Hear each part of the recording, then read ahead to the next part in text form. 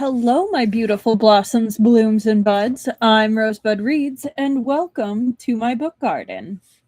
Welcome also to part 4 of book 5 of Peerless. We are almost done, and I am super excited about that. This is a chill stream. It is also a mature stream, just a heads up. What that means is I will be talking to myself, I will be talking to my lovely book garden, and potentially we'll be looking up something, either if it's a word I don't know, a word I might want to see how to pronounce, or just something I want to clarify. It happens. It also means that I will be low-key making comments about into the book. So it's not everybody's thing. My camera is not focusing on me. Not everybody's thing. My camera is not focusing on me. There we go. But it is, and that's okay if it's not your thing, but maybe stick around. You might be surprised. You might enjoy the story, and if not, it's also okay. But I am not sponsored. The only thing that I own is the physical copy in front of me and my time, and sometimes not even that. But no, I'm not sponsored. I don't make anything from this. I do this strictly because I can and I want to. I enjoy doing this. It's a lot of fun for me, and I really like getting this out there, especially some of the less known stuff. That's why I started doing this, is to get some of the less known things out there. But yeah, I am not fluent, and pronunciation is hard. I will probably say something incorrectly. I'm probably saying something incorrectly. I'm probably saying many things incorrectly, but I am doing my best, and that's all I can do. Names are hard, and so are locations, but we soldier on. I'm trying to think of if anything else is new. Oh my goodness. Camera, you need to figure out what you're focusing on. Trying to think of if anything is new or changed since last time. So next week will be a little bit of a different timing than usual. I actually will be taking a short vacation. So it will just be Tuesday. And then on Thursday, there's a special video that is on my main YouTube page. It's got a little premiere sign on it. Just as a little treat for Thursday. I don't like just leaving you guys high and dry if I'm not going to be there. I wasn't really expecting to go on vacation, so I did not have time to record maybe like a fanfic or something, but I think you'll enjoy it still. And we'll be back to normal the week after that. I will be back, probably jet lagged, on the next Tuesday after that, and we will finish up that week. But yeah, how's everyone else doing? I don't see anyone in the chat. I feel lonely. Where is everyone? I don't know what to do. I kind of want to start reading, but nobody's here. I guess real quick, I'll do the injustice count and we'll go from there. Yeah, I don't have anything else to add. All right. So our current injustice counts sit at injustice to service workers. We have 5, 10, 15, 20, 25, 30, 35, 40, 44, either 43 or 44. I think it's 43. Justice to service workers sitting at a very sad 4. Injustice to animals and plants is sitting at a thankfully low 6, with justice for animals sitting at a sad 1. Our injustice to innocence is sitting at an unfortunate 5, 10, 15, 20, 25, 26. with only a half justice to innocence. Our injustice to Pei Jingzi singularly is sitting at 5, 10, 15, 20, 25, 28, and the injustices to readers is sitting at a thankfully small 3. Now, finally, the one you've all been waiting for, our shamelessness counter is sitting at a whopping 100, 5, 10, 15, 20, 25, 30, 34, 134, which is impressive. Oy, oy, oy. Okay. I guess we'll just get started.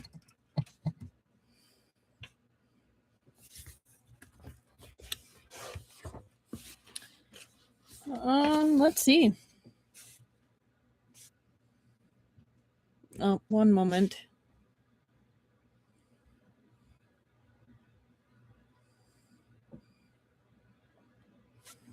Oh, that's what happened. Okay. 1 second.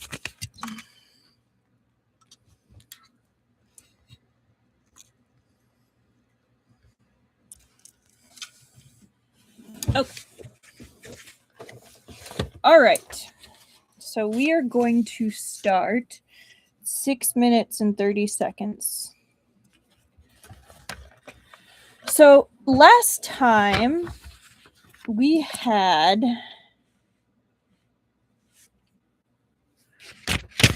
kind of a interesting spy moment where we found out that Duchess Yuan, or Princess Li Ping is a twin and potentially has been replaced with her twin because since the birthday banquet that Chubuchu kind of crashed and that raid, and that is when she started showing interest in Chubuchu and kind of this conflict started.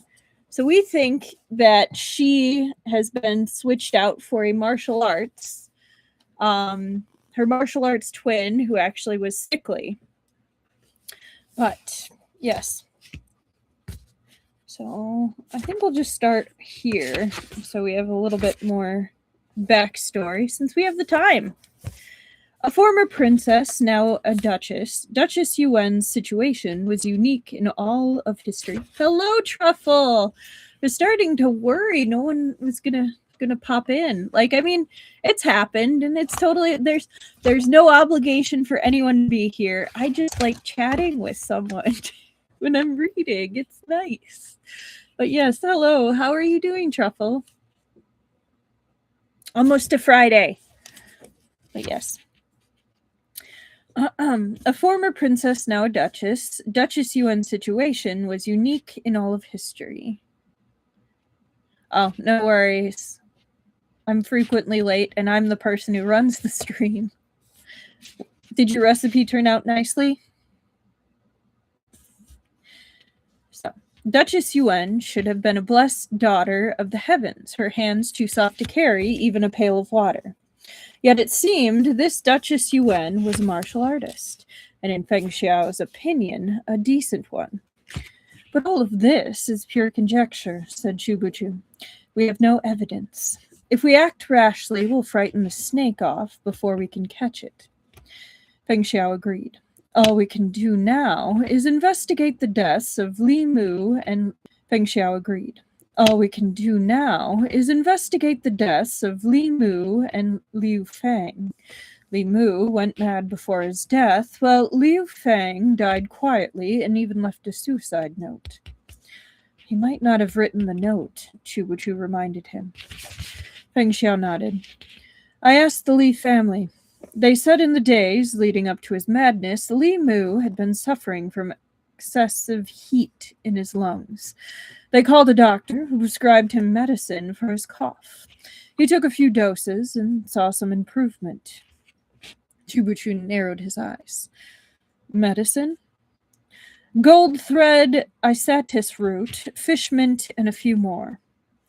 A bitter ingredient and another with a strong smell, very similar to the last case. The bowl of silver ear and lotus soup at Yanding Mountain Estate.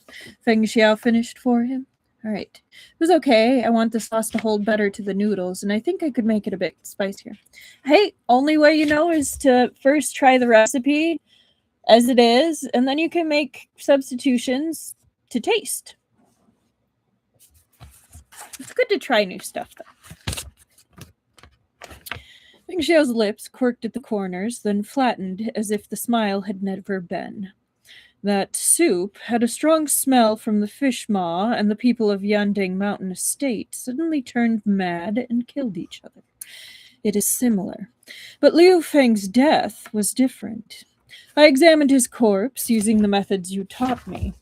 Strangulation marks from hanging should be dark in the center and fainter on either side from the pressure of the noose. The marks on his neck were even. He didn't impulsively take his life after the emperor reprimanded him. He was murdered. So perhaps Xiao Lu killed Liu Feng to create a certain narrative, Chubuchu said.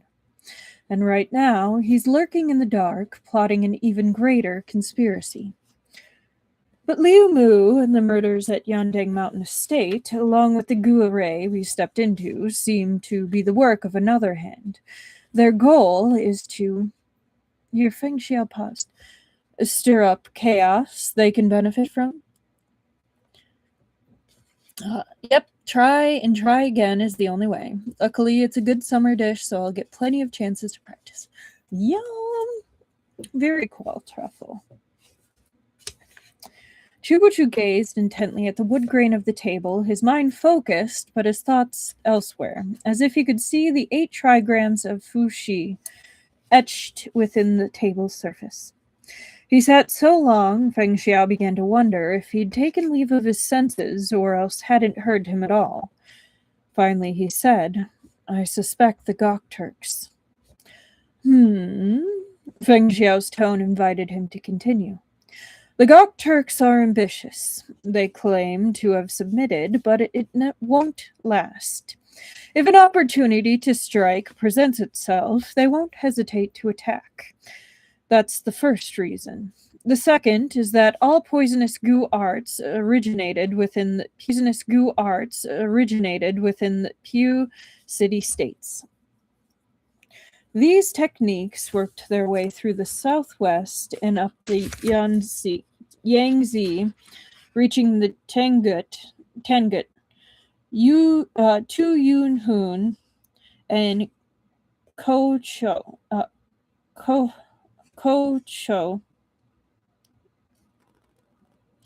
Remember how I said that I'm not fluent? Here it's coming up again. Kocho peoples. The techniques are well concealed and poorly understood, and the shamans of the north especially love using them in underhanded maneuvers. And third, the Gyu poisons in that array only appeared after the 7th Prince Kuhizhen arrived in the capital. Feng Xiao smiled. What a coincidence. The Prince of Qin is hosting a banquet at his residence tonight. Kuhizhen should be in attendance. Let me reset it real quick. See if that helps. Okay. Yeah, no worries, Truffle. Let me know if that's better, please. Okay. Feng Xiao smiled. What a coincidence. The Prince of Qin is hosting a banquet at his residence tonight. Kuhizhen should be in attendance. Chubuchu had just drawn breath to reply when he sat up straight and peered down at the street below. Feng Xiao followed his line of sight. A familiar figure was strolling through the crowd at the entrance of Luchi Pavilion, surrounded by maids who kept pace with her. Duchess Yuwen. By now it was well past 6 in the evening. The Prince of Qin's banquet should start at 7. The sea of people downstairs had split into 2 opposing streams. One headed north to watch the fireworks, the other south to see the lanterns. Duchess Yuwen and her attendants were making their way south. She must have received an invitation from the Prince of Qin, but if she went to stroll the festival now, she'd surely miss the evening banquet. Chubuchu rapped 3 times on the tabletop, and Guan Shanhai pushed open the door and entered. Chubuchu pointed outside. Follow Yuan Ying. Find out where she's going and report back to me. With a swift nod, Guan Shanhai disappeared behind the door. Can I just say, I love the character progression of Guan Shanhai, where he went from like, I am so much better than this position. I can't believe that I got assigned as this invalid's, well, maybe not even that harsh, but like this guy's guard by the queen. Like, this is way below my station, to actually now him like respecting and not even questioning Chubuchu at all. Okay, I'm glad it does sound better. Sometimes there's just some funk and it just needs a reset. But yeah, I love the character progression.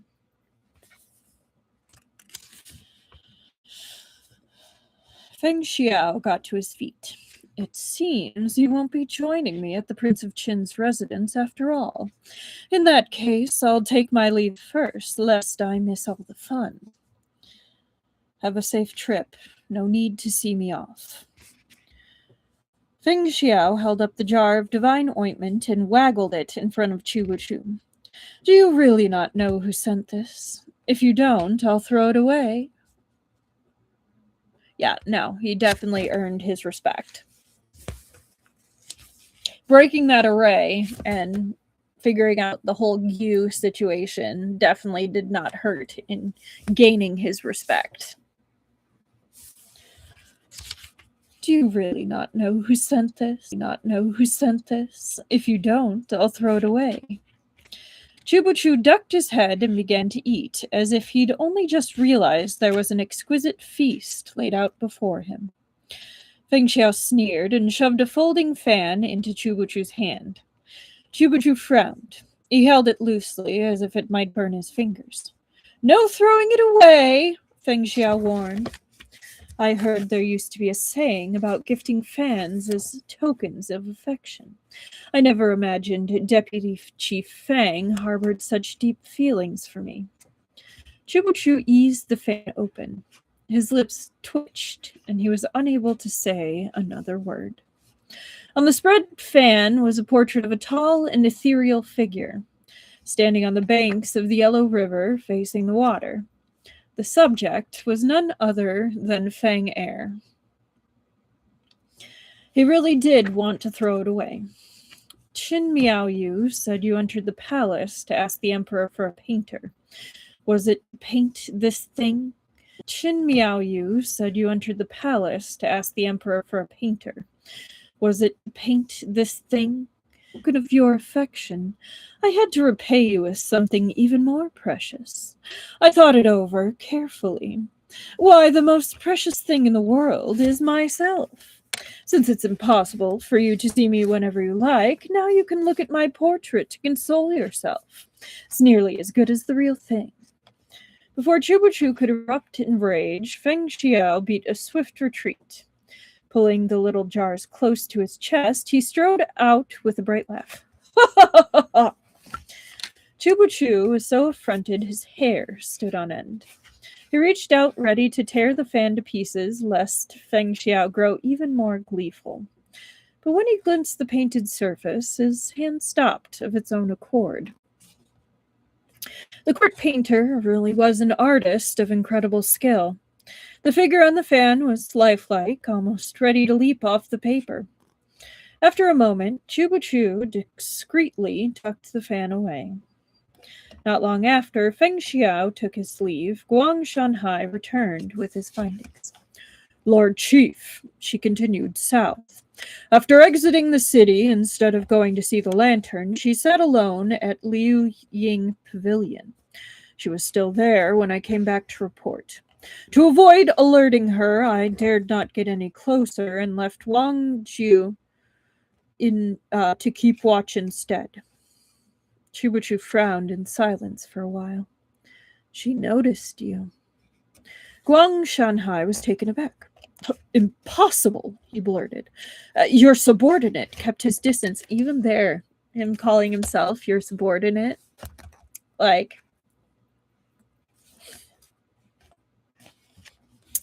I'm not blaming you. Chubuchu waved a hand. Liu Ying Pavilion sits atop a rocky hill surrounded by open space. It's far from to notice you. It's also possible she went there on purpose and was waiting for you to approach.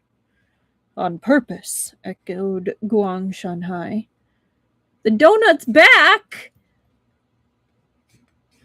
Chubuchu nodded. She's waiting for us to willingly take the bait. Come, let's go and play the fish tonight. He rose and led Guang Shanhai and the others out. I'm going to finish this summary and then I'll reset it. Guang Shanhai noticed the new folding fan in Chubuchu's hand. Though puzzled, he wasn't one to poke his nose into other people's business. He stuck to his duties, never asking any more questions than necessary. Chubuchu suddenly stopped. Later, when you have time, go inquire about when the Jijian Bureau plans to return the painter they borrowed from the court. Understood. All right, let me reset this. I hope it's not going to be like this all night. Okay.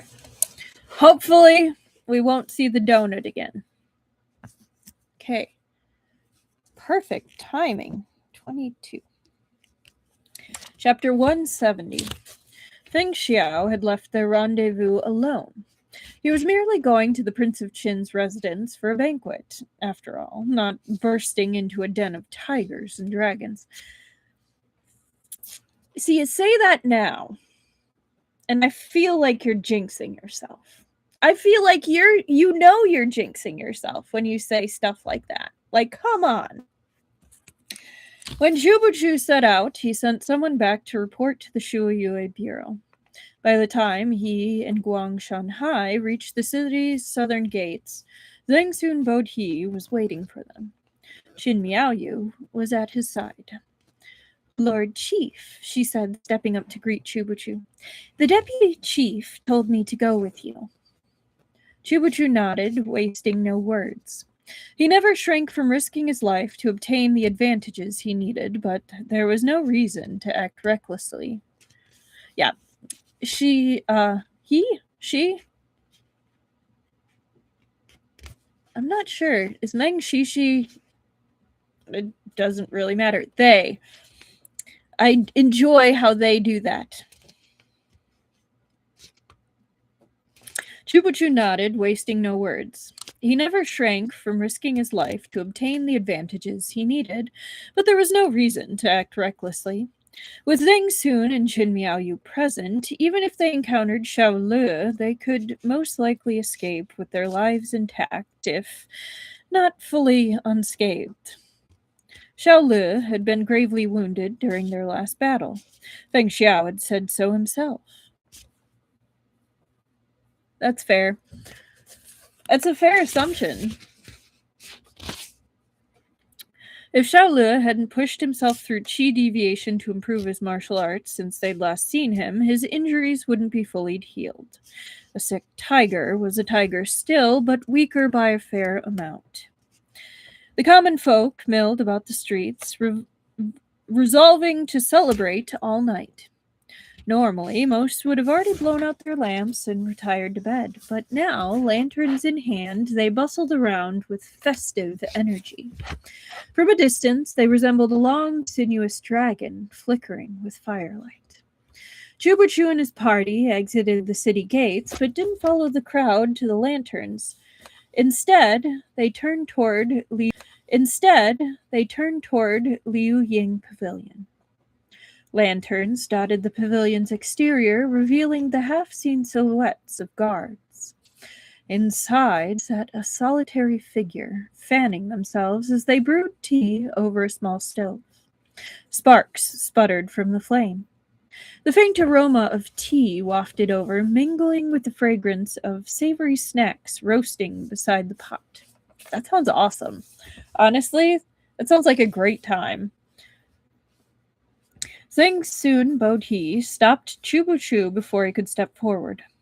That's not Duchess Yuan. Indeed, it was not.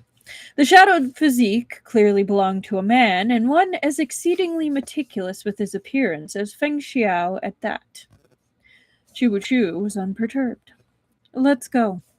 Come with me to meet the leader of the 13 floors of Yunhai, Pavilion Leader Xiao. Qin Miaoyu and Guang Shanhai were both stricken. Once again, their fears had become and again, from Liugang City all the way to Guangqian County. Qin Miaoyu and Guang Shanhai had both almost perished at their hands more than once. For the members of both the Jiajian and Shuoyue bureaus, Xiao Lu was an object of terror. They weren't being stealthy, and they hadn't lowered their voices. Naturally, the occupant of the pavilion noticed them at once. It's cold and windy out there, a voice called out. Why not step inside for a chat with an old friend, Chu Xianzheng? Neither Qin Miaoyu nor Guang Shanhai had faced Xiao Lu themselves, but they'd witnessed the battle between him and Feng Xiao that night at the tavern. The two had been evenly matched. Feng Xiao had barely managed to tip the odds to achieve his victory. Even then, it was only thanks to Feng Xiao's immense good fortune that he'd survived the qi deviation that followed. If he hadn't, who knew what the Jiajian Bureau would look like now? Then there was their mission in the Khaganate, in which Yu Xiu had disguised himself as Appa Khagan, a trip that had nearly turned into a catastrophe. And Bowling Commandery, where Huan Sanxi had approached Chu under the guise of an old acquaintance, then lured him into a trap at Mount Tiannan that almost cost Feng Xiao and Chu their lives.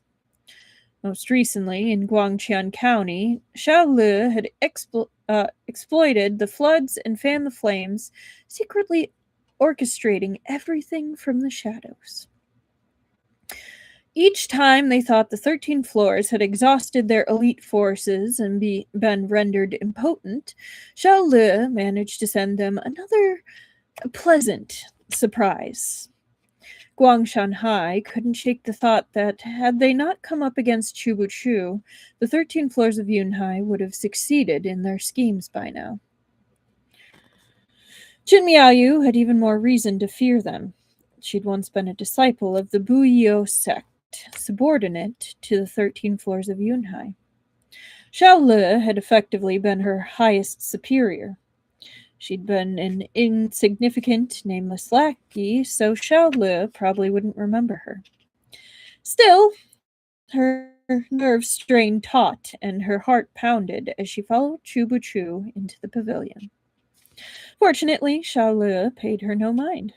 He spared scarcely a glance for Chu's companions before focusing his entire attention on Chu, as if only he was worthy of Xiao Lu's regard. It's fascinating how similar Xiao Lu and Feng Xiao are right now.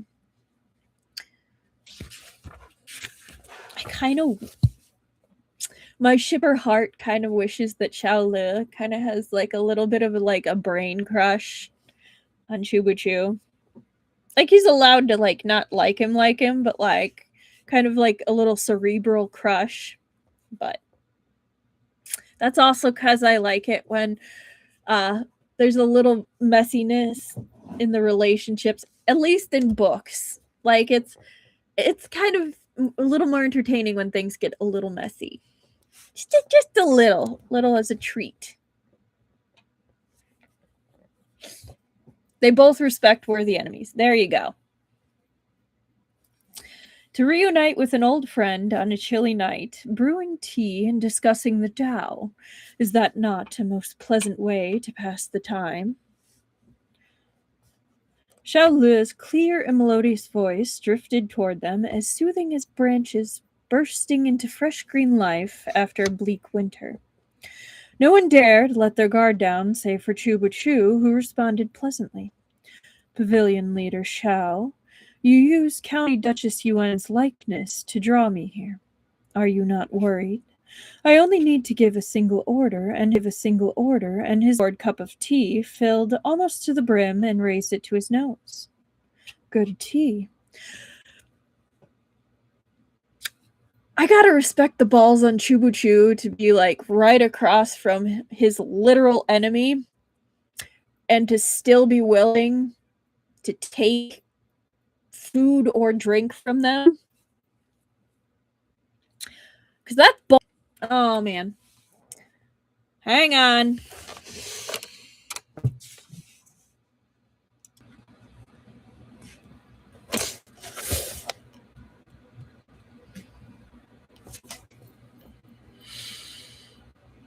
And we're back. Don't know what's up with the internet today. It wasn't especially windy, but is what it is.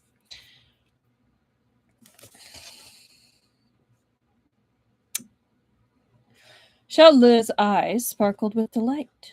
Indeed, it is good tea. I brought it specially from the south. I knew you'd like it. He'd made many attempts on it is good tea. I brought it specially from the south. I knew you'd like it. He'd made many attempts on Chubuchu's life from afar, but now that he was before him, he was all smiles without any hint of hostility. An observer might have thought the two close friends who'd known each other for years. Qin Miaoyu watched anxiously, worried Chubuchu would be entranced by Xiaolu's amiable tone and drink the tea. But it seemed she'd vastly underestimated him. Chubuchu flipped the cup and dumped the tea onto the ground beside him. I toast not with wine, but with tea. I honor those who have fallen victim to Pavilion Leader Xiao's schemes over the years. May they never find peace in the underworld. May the day come when they return to seek their vengeance. Qin Miaoyu barely stifled a laugh. She snuck a glance at Zhang Sun Bodhi.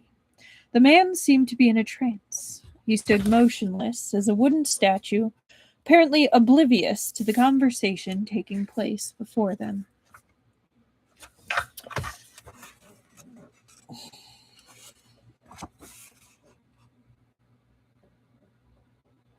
How to tell I don't look at pictures before I finish reading?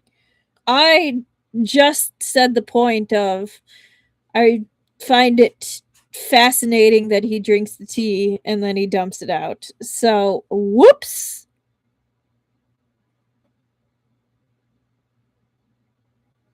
They're both really pretty, by the way.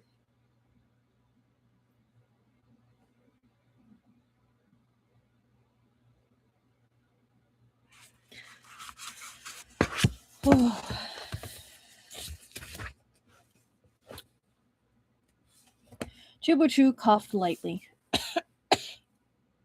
Yeah, the expressions are fantastic.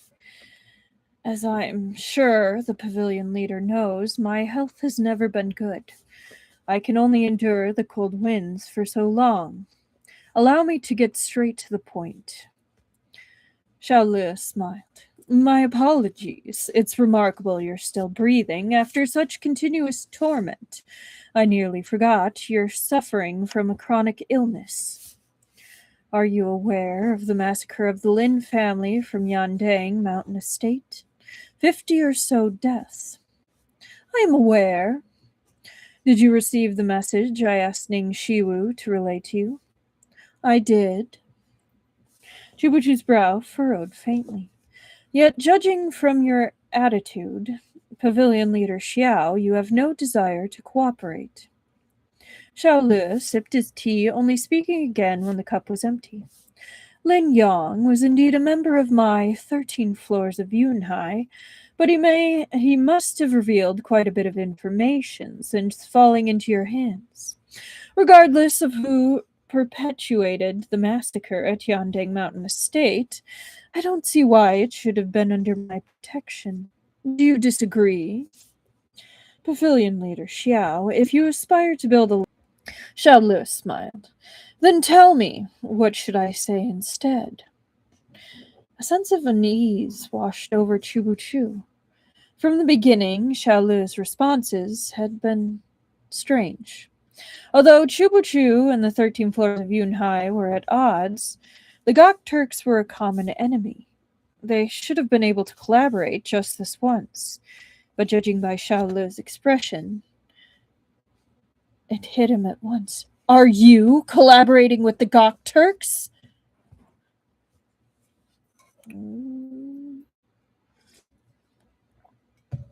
Feng Xiao strolled toward the Prince of Qin's residence in the north of the city, a smile tugging at his lips as he considered whether or not Chupa Chu would throw away the fan. He concluded it was unlikely. Feng Xiao knew that Chu Bastard's personality all too well.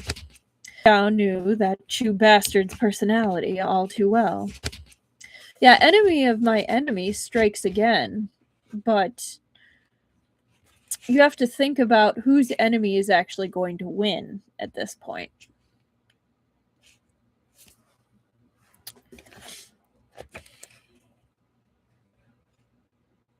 Feng Xiao knew that Chu Bastard's personality all too well. He acted detached and unconcerned, but in reality he was ensnared by Feng Xiao's charms and unable to break free. He tossed the jar of divine ointment into the air, letting it land gently back in his palm, then hummed softly in amusement. What a faker! As Feng Xiao waded through the streams of festival goers, a man appeared ahead. He didn't move with the crowd, but quietly observed Feng Xiao from within its midst. Though he blocked the way, none of the surrounding civilians reprimanded him. Yeah, it is a bit shameless. I'll give you that. So, 5, 10, 15, 20, 25, 30, 35, 135.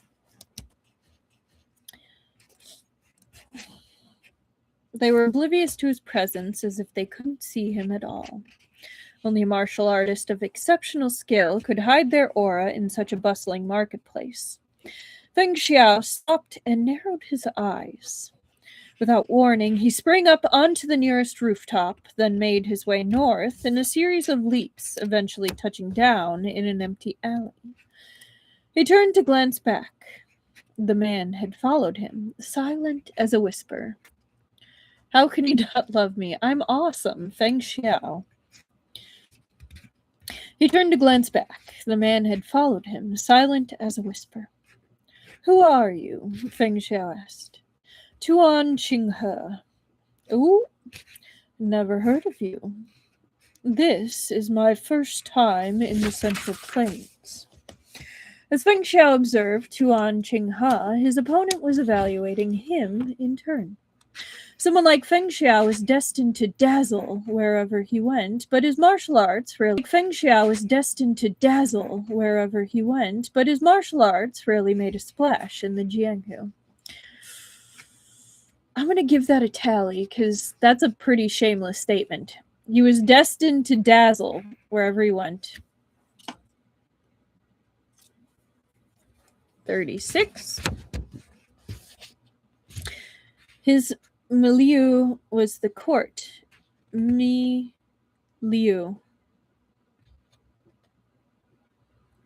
was the court, and his victories there were the source of most of his acclaim.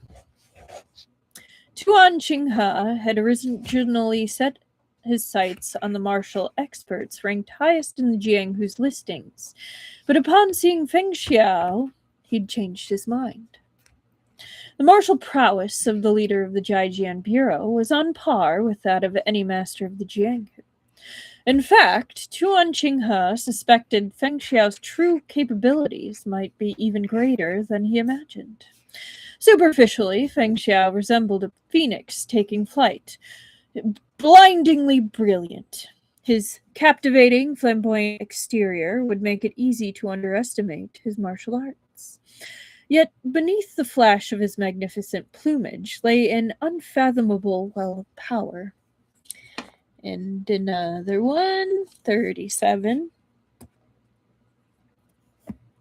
The clamor and bustle of the surrounding streets drifted into the alley. Tonight, the capital was bright with lanterns, but in this narrow space, swords were drawn and arrows nocked. The freezing wind seemed to solidify, becoming ice that surrounded them both. It stretched out wispy fingers from the pale walls on either side until the air seemed to crackle with frost. Feng Xiao gave a cold humph. My Lu. Preferred environment, usually an area where someone flourishes. Thank you, Truffle. I was debating on looking it up, but I figured context clues was pretty self-explanatory. But yes. I do appreciate you looking it up. Thank you very much. Feng Xiao gave a cold humph. Like a fissure cleaving through a glacier, the sound broke through the chill and rushed like the wind toward Tuan Qinghe, who was forced a half step back. It was only half a step of seeded ground, yet it seemed to span the heavens as Feng Xiao swept forward with unstoppable momentum. I do not fight with nameless individuals, he sneered, striking out with his palm. Tuan Qinghe fell back effortlessly, body drifting like a leaf. Feng Xiao pressed forward and Tuan Qinghe continued to withdraw. But there was no surrender or compromise in this retreat. It was a calculated maneuver. When he could retreat no further, a cold glint flashed in his sleeve. A strange single-edged saber appeared in his hand, as slender as a sword. Tuan Qinghe spun and rushed forward, wanting to guess the origin of his skills. So you're the disciple of Hulagu's. The former Gokturk Grandmaster's martial arts were distinctive and highly recognizable. Feng Xiao had crossed paths with Fo'er too many times not to recognize them. But if Fo'er's skills had the quality of an offshoot branch, Tuan Qinghe's were clear and profound, as free from impurities as the snow atop the highest peak of the Tian Shan range. Tuan Qinghe claimed he'd never set foot in the Central Plains or traveled through the Jianghu, and Feng Xiao believed him. Everything about him, from his gaze to his martial techniques, was pure and unblemished. It was as if he existed in a world where only he and his opponent remained.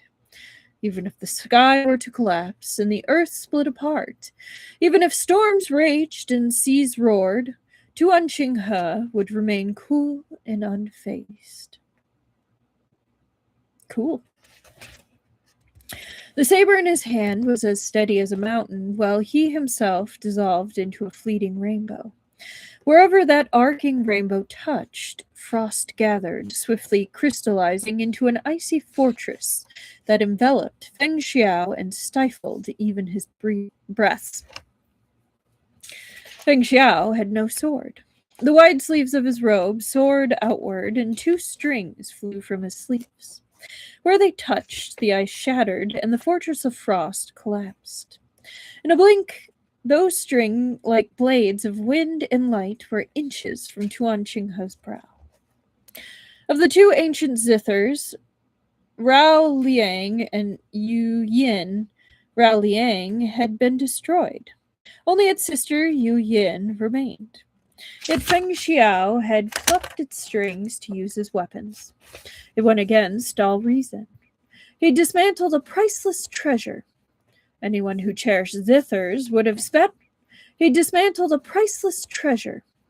Anyone who cherished zithers would have spat blood in rage. But Tuan Qinghe merely looked grave. He saw them not as 2 strings, but as a technique capable of countering his saber arts. He'd spent 5 years of study on the move he'd just used and deemed it flawless. Though Feng Xiao's strings hadn't destroyed his killing technique entirely, he'd freed himself from the trap. If Tuan Qinghe wished to come out of this fight intact, he'd have to change tactics. I do so love how this author writes fight scenes and describes the moves, because it's definitely unique. A lot of time, it's very poetic.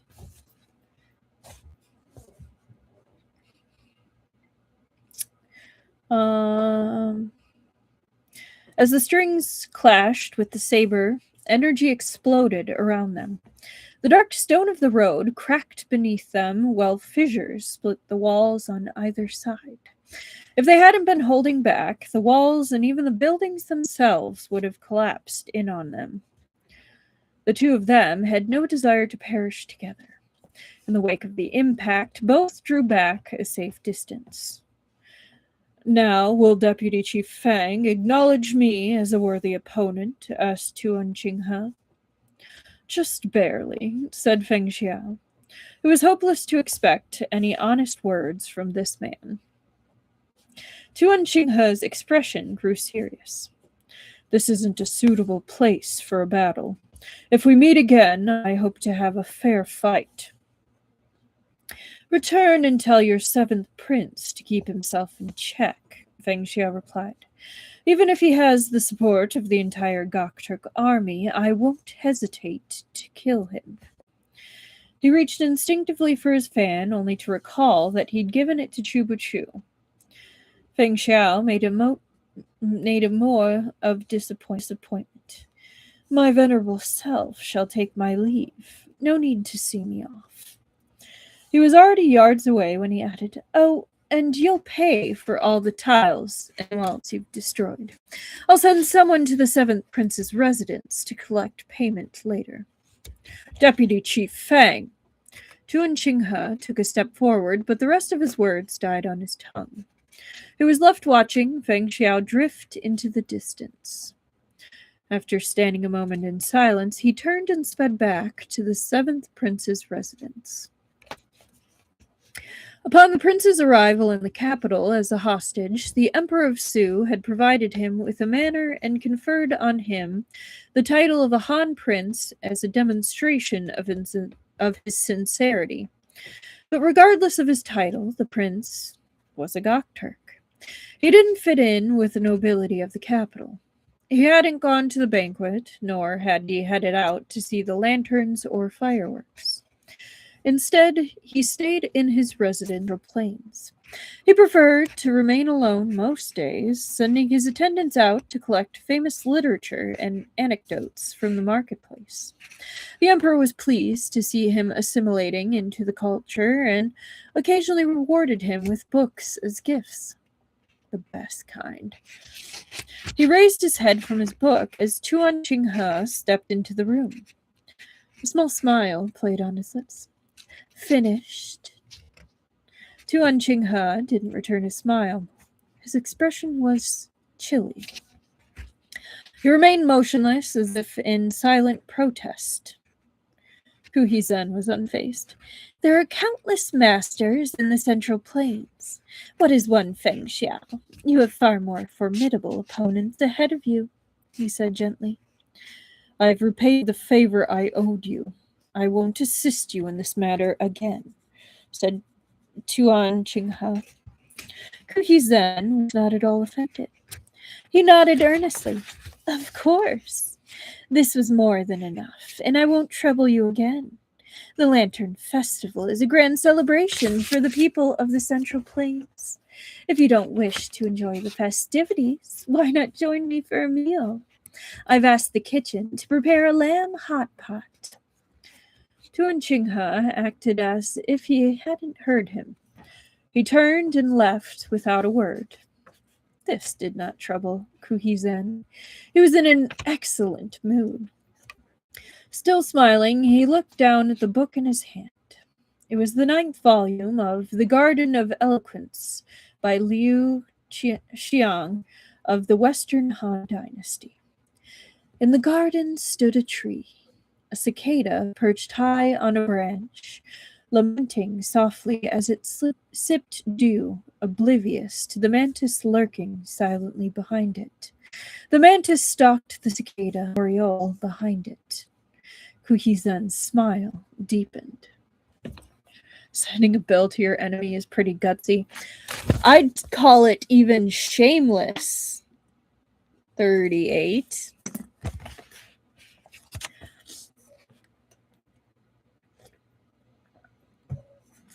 The confrontation between Feng Xiao and Tuan Qinghe lasted no more than a quarter of an hour.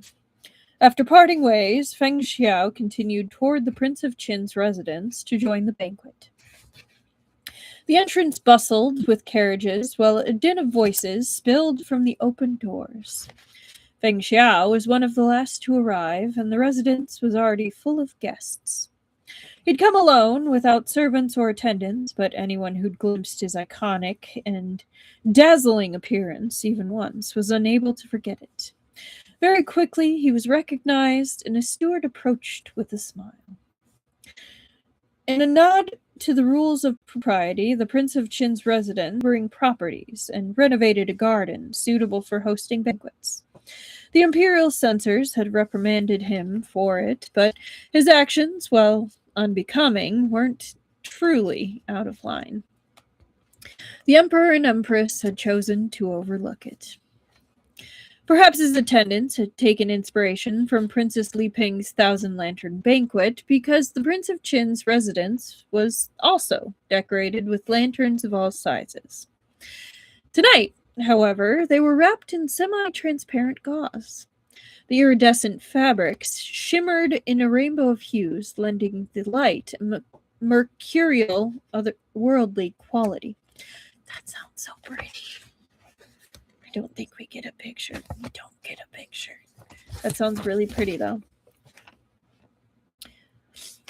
This way, please, Deputy Chief Feng. The third prince has been eagerly awaiting your arrival.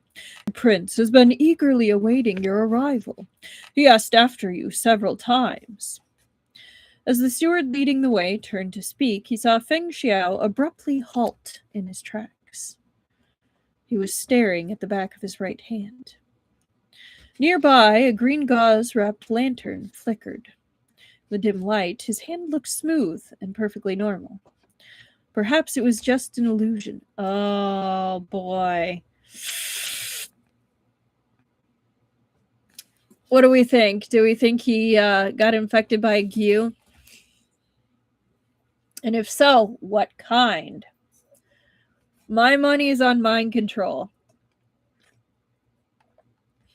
Another Injustice Readers. Fair point. We're at 4.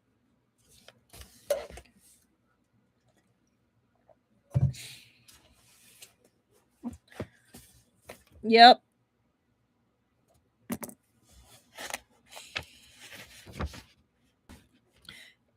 Deputy Chief Feng, the steward asked, confused. Go ahead. Feng Xiao let his hand fall and strode after the steward. They reached Fushui Pavilion, a name that meant snow-covered. But there was no snow here tonight, only another abundance of lanterns. Within, a lovely woman was dancing. Her costume was a crimson as vibrant as blood, her hair elegantly styled, with golden pins and her sleeves billowing around her like wreaths. She leapt from the pavilion to the center of the pool, her toes grazing the surface as her skirt swirled and whipped above the water. White mist drifted over the pool, curling around her body and refusing to release its hold, as if she was walking among the clouds above the sea. Upon close examination, Feng Xiao spied the stones just beneath the water's surface. The beauty's bare feet pranced over them, her lithe and effortless movements creating the illusion that she walked upon the water. The guests stood beneath the colonnade and beside the rockery, transfixed. Yang Jun sidled over, beaming with pride. How is it? I told you there would be surprises tonight. If the girl's caught your eye, I'm willing to give her up. No need, Feng Xiao said.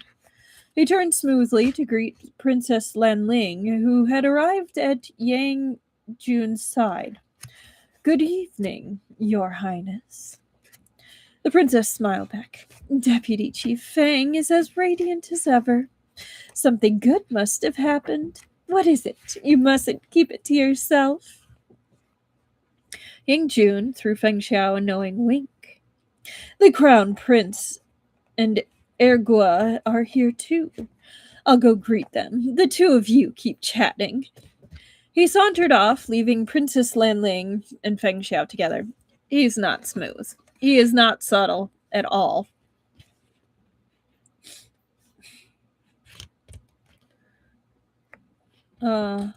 He sauntered off, leaving Princess Lanling and Feng Xiao together.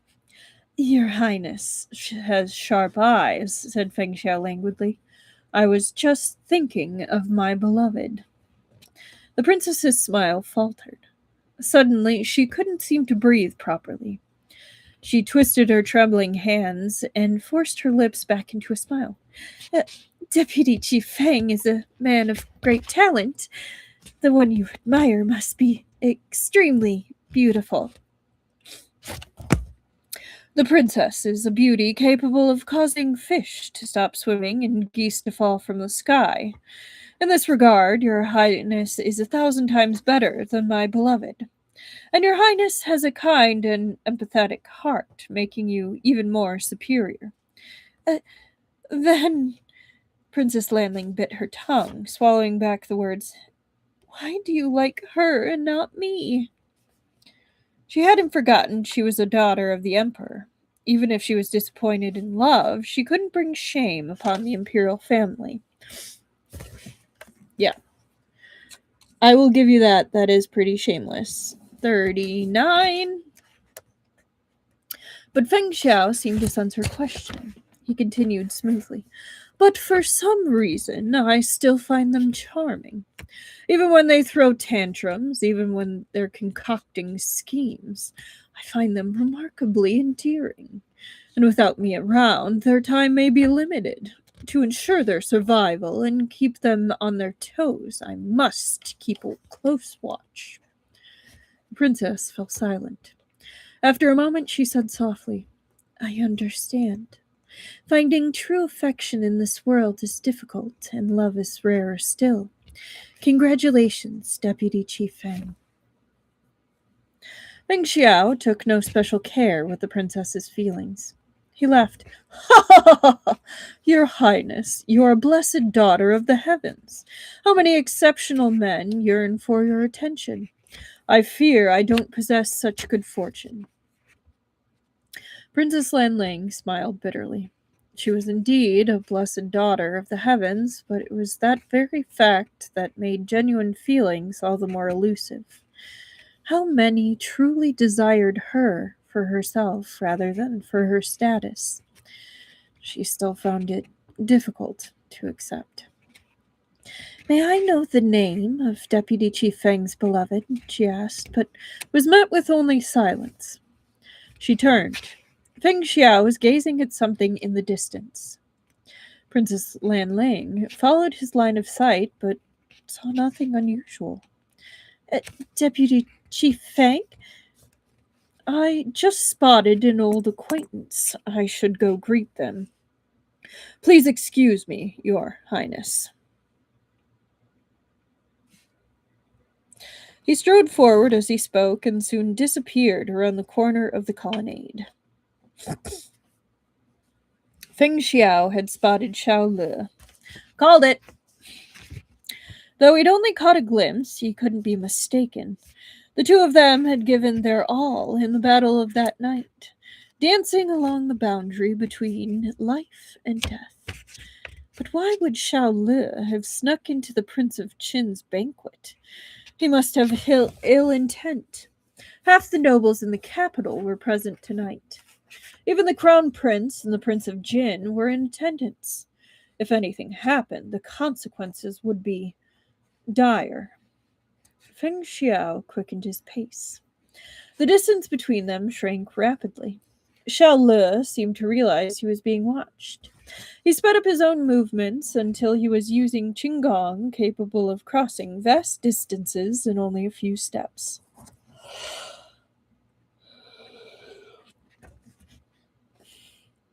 Just as Feng Xiao came within reach, Xiao Le turned and struck out at Feng Xiao with his sword. Feng Xiao sidestepped and grabbed for Xiao Le's wrist. But Xiao Le was an exceptional martial artist. He might be injured, but he wouldn't be captured so easily. He slashed again, this time toward Feng Xiao's abdomen. Feng Xiao bent his knees to block the blow and struck the acupoint on Xiao Li's arm. The sword dropped from Xiao Li's limp fingers, and Feng Xiao snatched it from the air and turned it on its owner. In the moment Feng Xiao lunged forward, a strange smile appeared on Xiao Li's face. No! Something was wrong. Everything was wrong. The pale lanterns illuminated the colonnade, casting a soft yellow glow, but their reflections in the water shone a ghastly green. Oh, there's that Gyu! Feng Xiao wrenched to a stop, the sword inches away from piercing skin. Yet Xiao Li grabbed the blade and stabbed it into his own body. Oh no, it's an illusion! A surge of iron filled Feng Xiao's mouth as he bit down on his own tongue. The fuzzy sounds of singing and dancing ebbed away like a retreating tide, replaced by the ear-piercing cries and screams. The smell of blood permeated the air, stronger than the taste in his mouth. Feng Xiao looked around. Xiao Li? There was no Xiao Li at all. The ground was strewn with victims bleeding onto the lantern's lit path. Cries for help echoed all around. Among the injured were the Prince of Jin and the Prince of Qin, lying unconscious on the edge of death. The Crown Prince, soaked in blood, had collapsed on the ground. When he saw Feng Xiao's eyes fixed on him, he shrank back desperately, gave a hoarse shout. Help! Help! Guards! Feng Xiao's gone mad! Oh boy. Oh boy.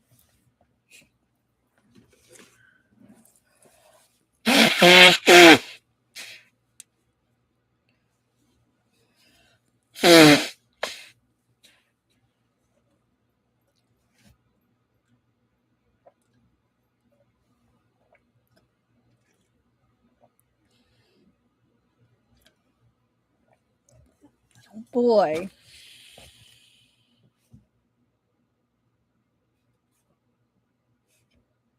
Did I start on the wrong chapter? I did.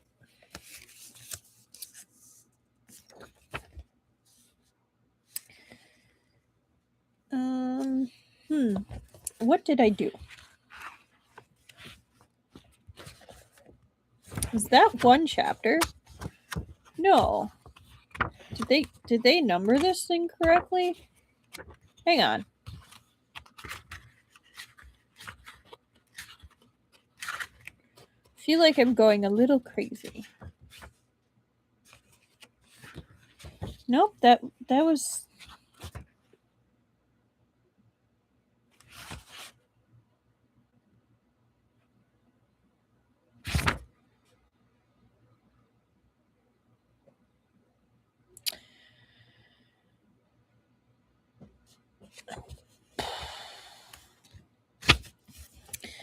I'm going crazy. I'll fix this later. But, hi, Dee. Welcome. I'm having a momentary confusion. Alright.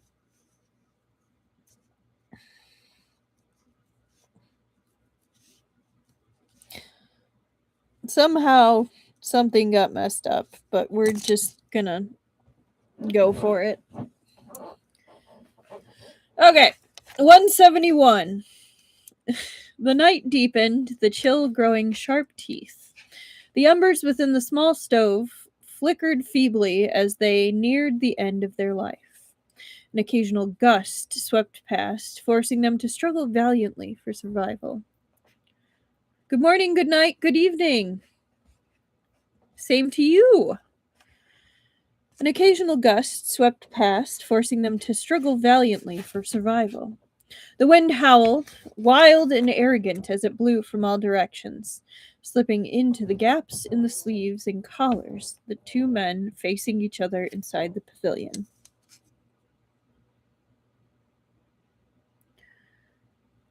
Okay.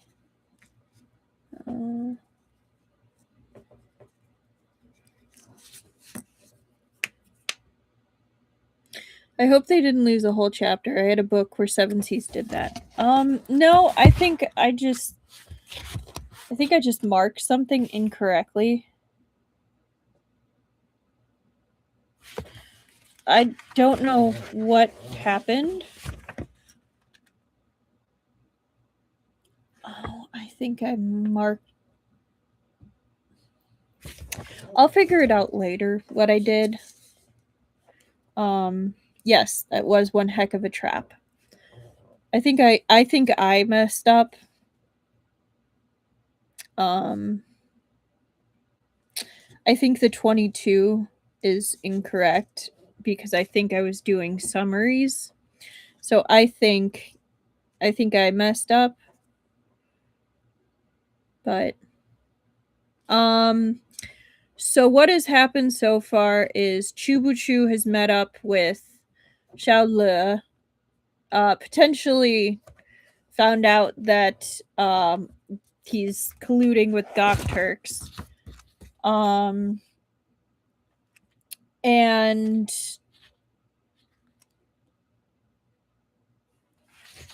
basically Feng Xiao fought with Tuan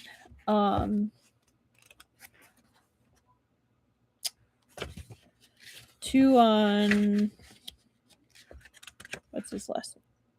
Qinghe. But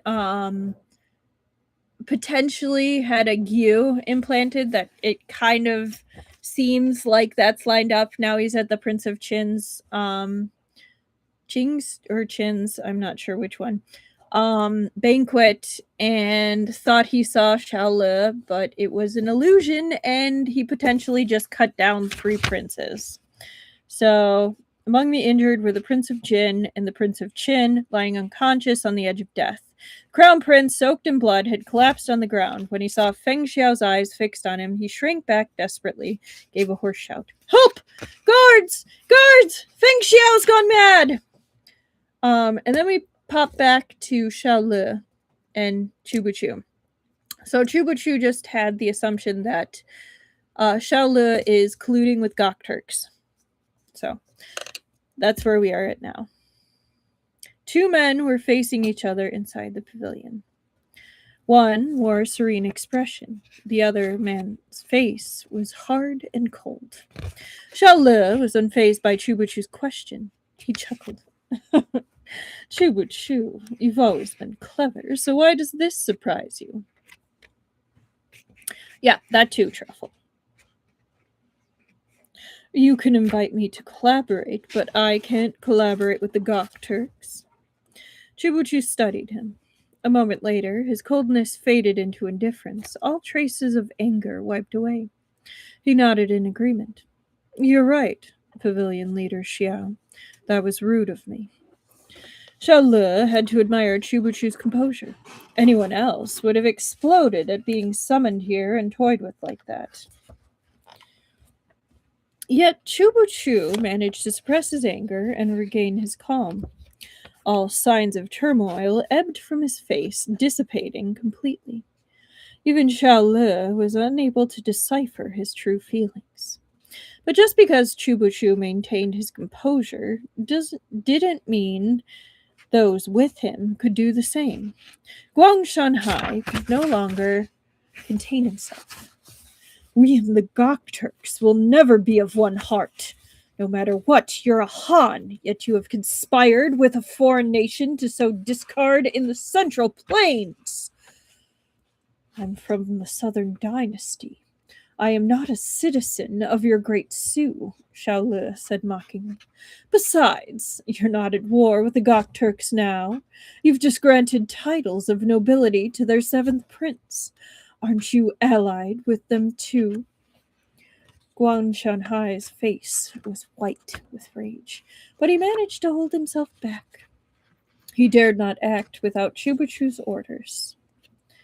Xiao Le turned back to Chubuchu and smiled.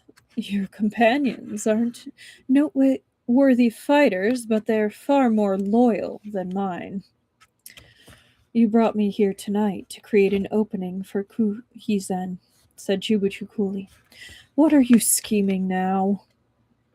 I am here, said Xiaolu, to issue you a challenge. Do you dare accept it? There was no hostility in his eyes. The opposite, in fact. His gaze was tranquil. Xiaolu had always believed Chubuchu was the person who understood him best in the world. If not for Chubuchu's constant interference, the 13 floors of Yunhai wouldn't have lost so many men and suffered so many setbacks. They were two brilliant men, both born with physical flaws, yet they could never be friends. Fate had ordained them enemies, mortal enemies. When most considered their most meaningful relationships, they thought of their family, friends, or lovers. Yet finding an opponent who was your perfect match was an even rarer thing. Such was the case for Xiaolu and Chubuchu. Xiaolu gazed at his adversary, smiling patiently as he awaited his answer. That was a Hamilton sentence for real. Kind of. I was thinking more like Sherlock and Moriarty going through there, but definite has some poetic beauty to it. Chubuchu observed Xiaolu in return, looking for the madness and ambition lurking beneath the man's calm exterior. He knew the source of such madness. It was dissatisfaction. It would have been better for Xiaolu to have been born disabled or a fool. Spending one's entire life in ignorant bliss wasn't impossible. Yet the heavens had granted him a handsome face and brilliant abilities without a good fate to match them. Yes, I really like it. It's a true martial arts ethic. The emperor of the Southern Dynasty was an incompetent fool, while the Sui Dynasty grew in strength every day. Yang Jian had claimed the throne simply due to his daughter. If those so inferior to him could hold such power, why could Xiaolu not do the same? Even if he couldn't become emperor, living an explosive, spectacular life was better than enduring humiliation under the emperor and nobles of the Southern Dynasty. Chubuchu gazed into Xiaolu's eyes.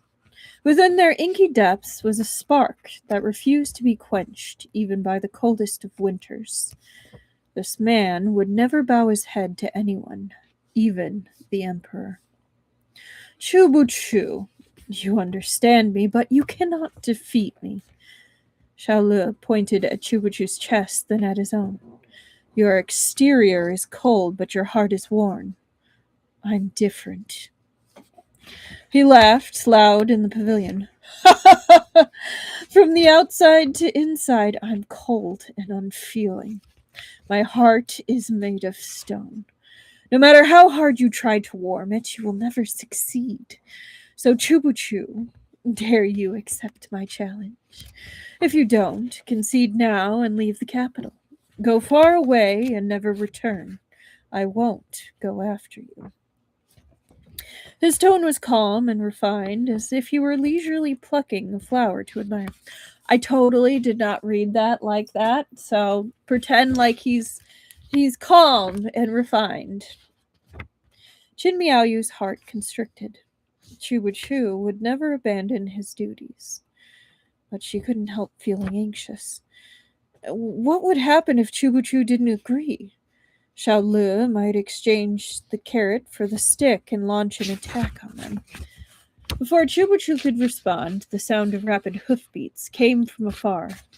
Qin Miaoyu jerked her head around. Dust billowed on the road. Someone was galloping toward them from the city gates. The rider bent low, his legs clamped tight to the horse's belly as he urged it to run faster. A fierce wind whipped his sleeves into the air, his figure blurred amid the shadows cast by the flickering lamplight. Chief Chu! The man was still far from them, but he called out in panic as if he'd met with a great crisis and was unable to wait. Sounds awesome, D. The man was still far from them, but he called out in a panic as if he'd met with a great crisis and was unable to wait. Chubuchu looked sharply at Xiaolu. What have you done? Guess, Xiaolu said, amused. There was no need for Chubuchu to guess. Pei Jingzi would be upon them in a moment. Even at this distance, in the faint and wavering light, Qin Miaoyu and the others could see the cold sweat sheening Pei Jingzi's forehead and the ashen pallor of his face. Something's happened, Chief Chu! Reining his horse to a halt, Pei Jingzi barely acknowledged Xiaolu as he gasped out, An accident at the Prince of Qin's residence. Both the Crown Prince and the Princess Consort were injured. They're claiming my lord attacked them. He's been arrested and taken to the prison. Everyone was taken aback. Their thoughts immediately turned to Xiaolu. They all directed hostile glares at him. If you head back now, you might still have time to plead for him, Xiaolu reminded them gently. Chubuchu shot him a frosty look as he strode over to Pei Jingzi. He vaulted onto the horse and wheeled it around. Stop Xiaolu, he commanded. Don't let him enter the city. With that, he spurred the horse forward and rode for the city gates, vanishing into the darkness. Left with Pei Jingzi and the members of the Shu Yue Bureau, Xiaolu's guards clustered around him, both sides locked in a stalemate. Yet Xiaolu didn't move from his seat. He showed no intention of pursuing Chubuchu or attacking Qin Miaoyu and the others. He clasped his hands within his sleeves, a faint smile gracing his lips, as though everything he wanted was already in the palm of his hand. You may wish to stand there and stare at me, but I have no desire to suffer this biting north wind any longer. Chubuchu can have his way. Chubuchu urged his horse to a gallop. The horse's hooves flew through the air as it charged through the streets, jostling him so violently he thought he would be sick. The fierce wind sliced across his cheeks, knife-sharp, nearly scraping off a layer of skin. Most of the city's residents had gone to admire the lanterns, leaving the wide roads empty. The stallion galloped unhindered toward the palace. Chubuchu raised his gaze slightly. Above the bright and sleepless city, winter had returned with a vengeance. Turbulent winds scoured the streets, threatening to freeze all of creation. He'd initially planned on charging through the palace gates, but now he thought better of it and yanked on the reins. The horse reared, its hooves pawing the air as it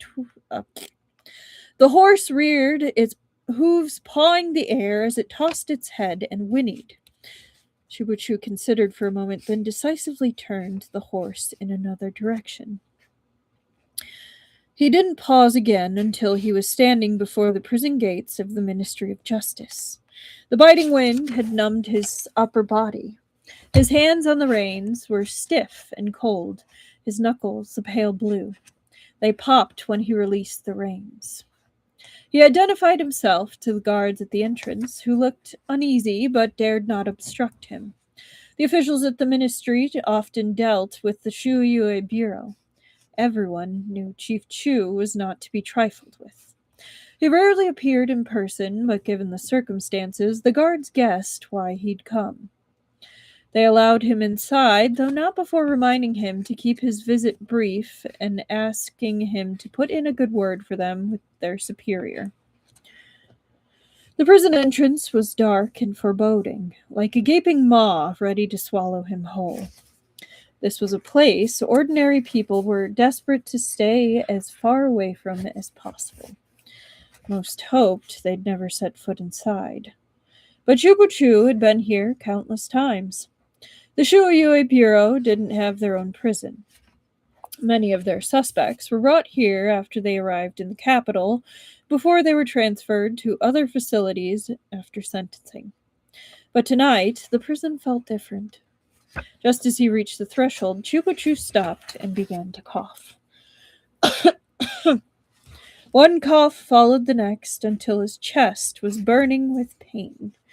Only then did he recall how he'd rushed here, jolted by the horse and buffeted by the freezing winds. was a painful ordeal for someone suffering from chronic illness. He'd leapt off the horse and rushed into the prison without even pausing to catch his breath.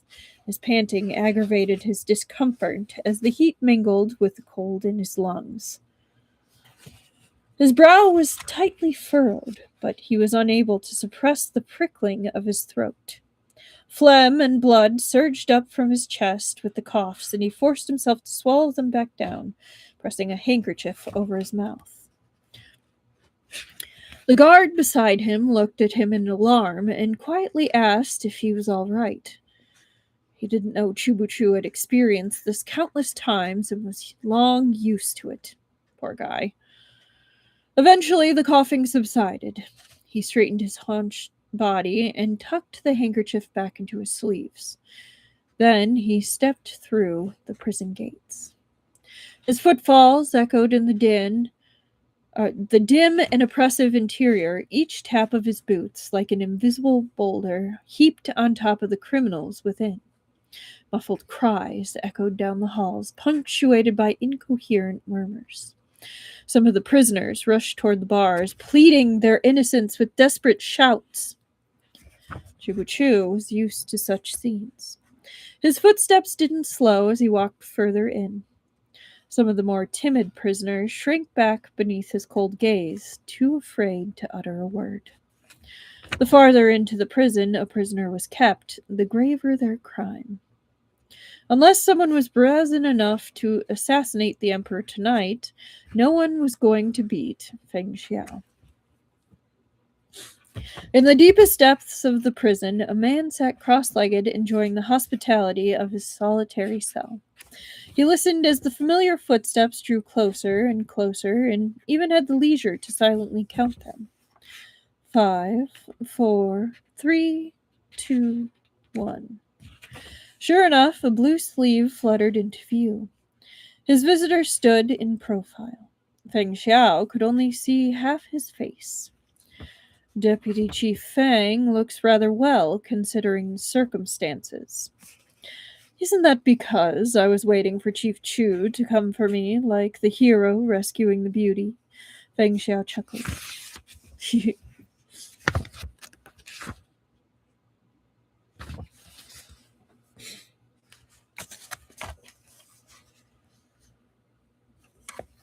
Alright, one sec.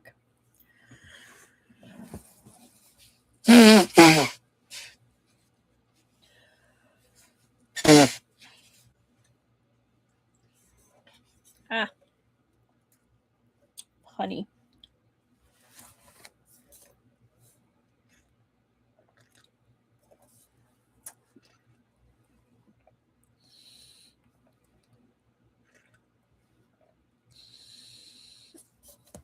Good catch there, Truffle.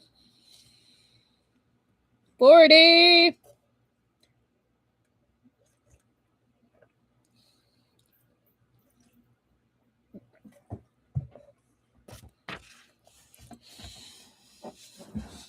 Alright. 124.45.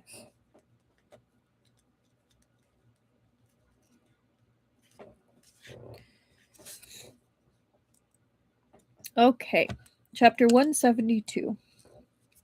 For a long time, Chubuchu said nothing. He had hurried all the way here, and his breathing was still ragged. He stood half hidden in the shadows, his chest on fire, his blood roiling as if it might surge up his throat and out his mouth at any moment. Hello, Momar's Rover. You actually just came in as we started another chapter. So a lot's happened so far. They were discussing the Duchess may have been replaced by her twin sister or someone wearing the face of her sister. Chubuchu meets up with Xiao. Oh goodness, Xiao Le. Feng Xiao fights Tuan Qinghe, the Kaganate's servant. Potentially gets infected with the Gyu. Goes and meets up with Chubuchu. They're shameless together. He gives him a fan, thanks him for the medicine, or kind of teases him about the medicine he gave last time. Feng Xiao goes off to the Prince of Qin's banquet, while Chubuchu goes to the hill where the princess is sitting, and it's actually Xiao Le. They have a discussion, find out he's collaborating with the Gok Turks. And then we flip back to Feng Xiao. He's at the Prince of Qin's party, thinks he sees Xiao Le, thinks he's fighting Xiao Le, realizes it's an illusion, thinks something's wrong with his hand, and he ended up breaking the illusion, but he had already sliced up the princes, and he's now in prison. We pop back to Chubuchu with Xiao Le. They're talking. Xiao Le basically calls him out. He's like, "You're not fighting the Gok Turks. Why can't I pair up with the Gok Turks? Like, hey, enemy of my enemy is my friend. Like, pot kettle." And then Pei Jingzi comes flying in on a horse and is like, "Help." And that's where we are now. Chubuchu rode to the prison and is now, yeah. No, I'm not kidding. A lot has happened tonight. And that's where we are now. So, yes. Chapter 172. For a long time, Chubuchu said nothing. He'd hurried all the way here, and his breathing was still ragged. He stood half hidden in the shadows, his chest on fire, his blood roiling as if it might surge up into his throat and out his mouth at any moment. He'd thought he'd been careful to hide it, but he couldn't fool Feng Xiao's keen ears. Feng Er clicked his tongue. Look at yourself. I was only away a moment, and you've tormented yourself into this state. Give me your hand. Do you understand how serious your situation is? Chubuchu's cold and furious words had barely left his lips when he was seized by another fit of coughing. The sound reverberated through the cold, dark cell like the haunting cries of a ghost. Sweps book, there's so much plot in this thing. To tell you about the fact.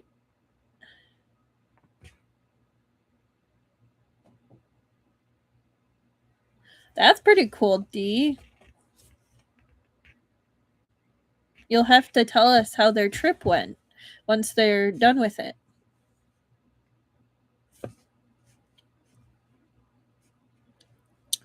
A hand emerged from within the cell, gripping his wrist and pulling him closer. True chi flowed into his meridian, soothing the turmoil in his chest. The tightness in his throat and chest gradually eased. As his breathing stabilized, his nose caught the metallic stench of blood, faint but unmistakable in the chill air of the prison. Chubuchu looked up. You're injured? Wow. That's a lot. The candle on the wall cast a feeble glow, throwing flickering shadows that obscured Feng Xiao's figure and concealed any injuries hidden beneath his dark clothing.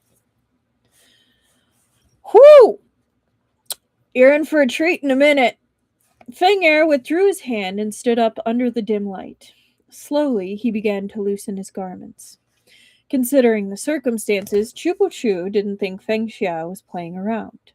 His expression grew harsher as he watched until it was sharp as a freshly unsheathed blade, cold enough to freeze anyone unfortunate enough to get too close. On Feng Xiao's chest, near his heart, was a bloody hole the size of a thumbprint. Chubuchu couldn't tell how deep it was, but the purplish-black blood crusted around the wound told him that Feng Xiao had been poisoned. And with what? His heart sank. You? On my way to the Prince of Qin's residence, I met a man by the name of Tuan Qinghe.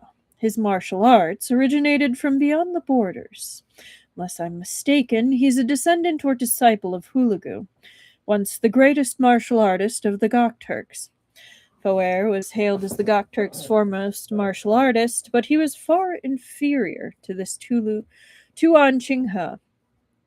I never fought Hulagu, but Tuan Chinghe's martial arts must be comparable to his. I imagine he planted the Gyu during our duel. I also never met Hulagu, said Chubuchu. How did this man's skills compare to Xiao Lu's? Slightly superior, said Feng Xiao. If you were to fight him with everything you had, what are your odds of winning? Around 50-50. Aw, thank you, Dee.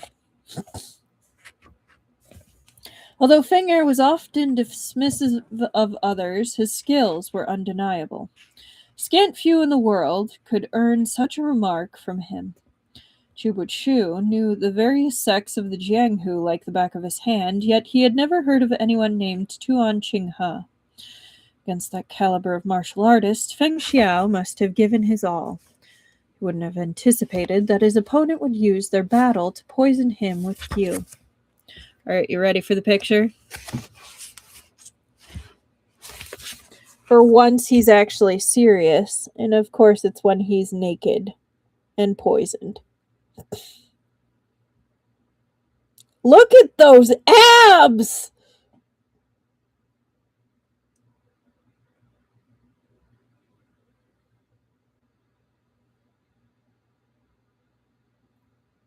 Like, hello? Look at those hips!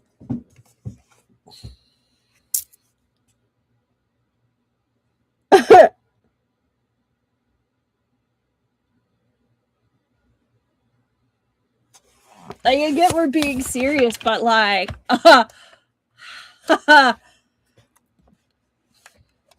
yeah.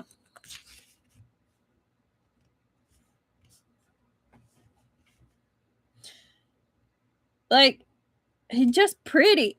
Like, you really could. I think someone made a joke about abs one time. It was like, you could wash laundry off those washboards. Yeah. This Gyu poison had devastated Yandang Mountain Estate. Pei Jingzi, too, had also almost fallen victim to it, was only saved by his companion's quick action. If the victim released their true chi before the Gyu was discovered, the worm would burrow much deeper than a shoulder. Chances of recovery were slim. Chubuchu took a step closer. The prison was too dim. He couldn't tell from the wound if the Gyu was still inside Feng Xiao. Could this be the reason Feng Er had gone berserk at the Prince of Qin's residence? The Gyu. Have you forced it out? He said. Feng Xiao was silent for a moment.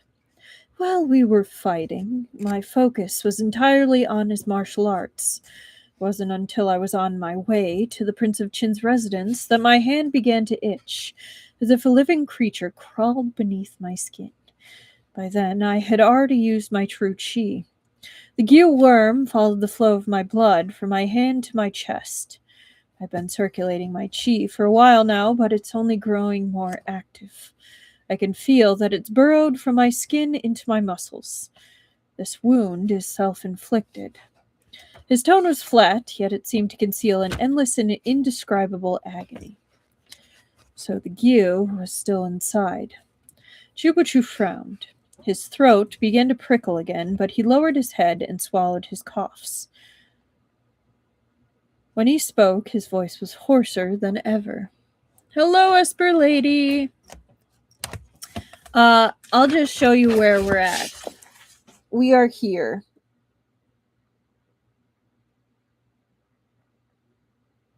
It's been a busy night. How are you doing tonight, Esper Lady?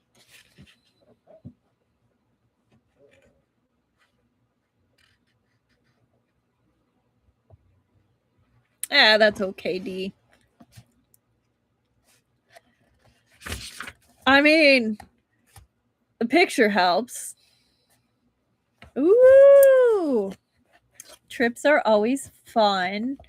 If you don't mind sharing, where to? Very, very fun.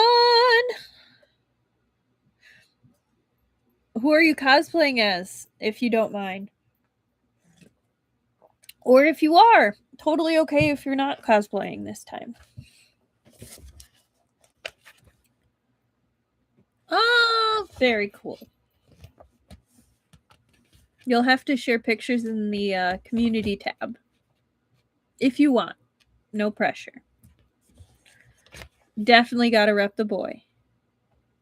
Oh yeah. I haven't had abs for a while. Like, I used to have abs. It's okay. Okay. So the Gyu was still inside. Chubuchu frowned. His throat began to prickle again, but he lowered his head and swallowed his coughs. When he spoke, his voice was hoarser than ever. Is there nothing else you can try? He couldn't imagine it. The proud Feng Xiao succumbing to the Gyu as it invaded his bones and meridians, becoming like the victims from Yandang Mountain Estate and the spy from the Shu Yue Bureau, driven to madness, slaughtering indiscriminately and harming themselves, then dying a miserable death. The brilliant phoenix, with its wings clipped, plummeting from the heavens to be tainted by the dust and grime of the earth, reduced to a wretched mortal.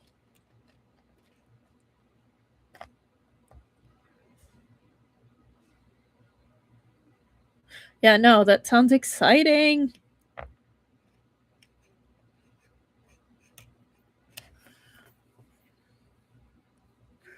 Feng Xiao merely sighed, but his silence spoke volumes.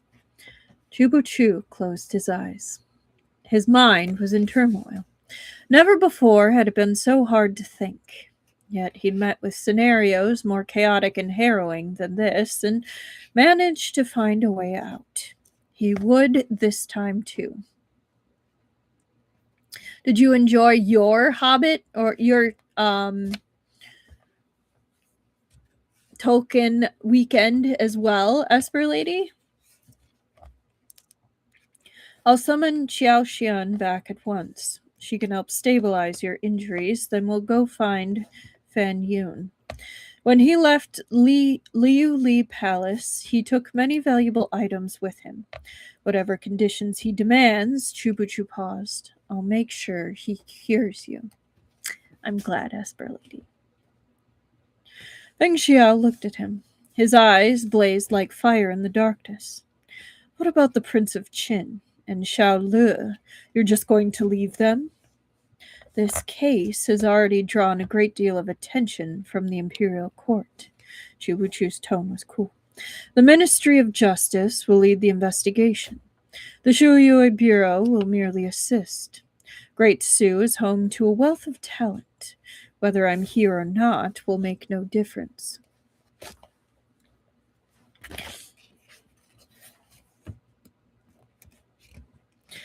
Ling Xiao sighed. Chubuchu, you're willing to say all that nonsense, but you can't simply say nothing matters more than your safety. What difference does it make whether I say it or not? Of course it makes a difference. If you say it, I'll tell you something important.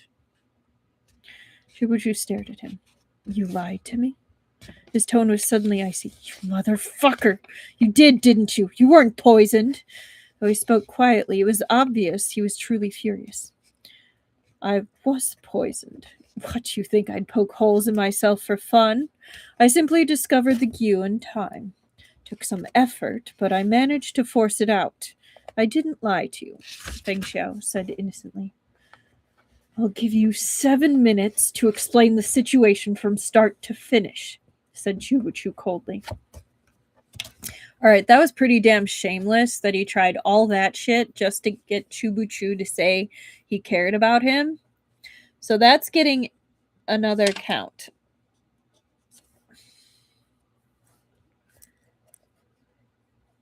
Oh, that's really cool. You didn't tell us about that last time, Truffle.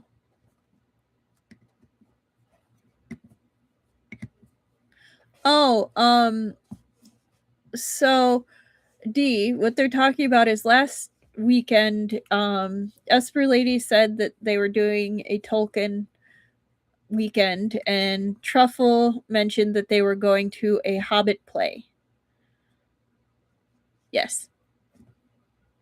No, all good. Okay. How unfortunate, thought Feng Xiao. Just a little more, and he'd have extracted a confession. Even if Feng Xiao had indirectly confirmed his feelings, it lacked a certain something. Still, if he provoked Chubuchu into spitting up blood and anger now, it'd be him that ended up channeling his true chi. I didn't kill anyone, he said. Feng Xiao had incredible willpower. Poisoned by the gyu and further influenced by the fragrance and the music, he'd momentarily lost his senses and hallucinated, but only for a moment. When he regained consciousness, he found himself with a sword in his hand. The sword belonged to one of the Crown Prince's bodyguards who was lying injured on the ground a short distance away. I examined the guard's wounds before I was arrested. He'd been slashed across the back, but when I awoke, there were 3 or 4 people between us. One of them was the Crown Prince, but he was unharmed. Why would I have spared him to kill the guard behind him instead? Okay. Intriguing question. All right. 42, 45. The short chapter. Oh, I believe it. I didn't kill anyone. I just made them stop being alive. I just gravely injured them. That's all. All right. Chapter 173. Feng Xiao had never entrusted his life to anyone else.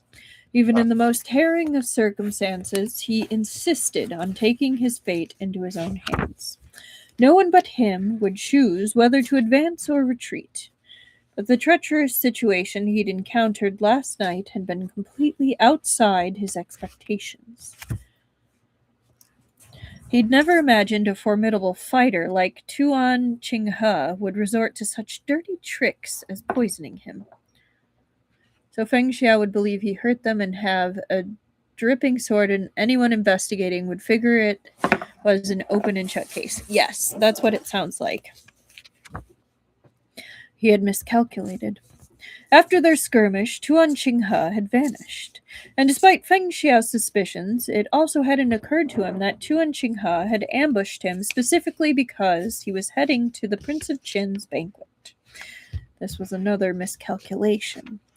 Only when Feng Xiao snapped out of his hallucinations did he realize the gyu had taken hold of him from the moment he'd seen Xiao Lu, and it hadn't affected only him. He briefly summarized the events of the evening. When I struck out, it wasn't with my full strength. Even if I stabbed someone, they'd merely be injured, not dead. There you go! I didn't kill anyone, I just made them stop being alive. You called it, D. That's pretty damn shameless. So, 42. But when I came to, everything was in chaos. The Crown Prince was shouting in panic and summoning the estate guards. I only had time for a brief look around. The princess consort was dead, as well as a couple of guards and maids. Each bore sword wounds. The princess consort had been pierced through the heart, while her attendants' throats were cut. The others, including the Crown Prince and the Prince of Jin, had succumbed to the same technique. Their senses were confused, and in their minds, I was the assailant. But could so many people really have been under the influence of the gyu? Chubuchu had a question of his own. Where were you when the chaos broke out? In the open or inside? In the guest hall, replied Feng Xiao. The doors and windows were wide open, and there was music and dance.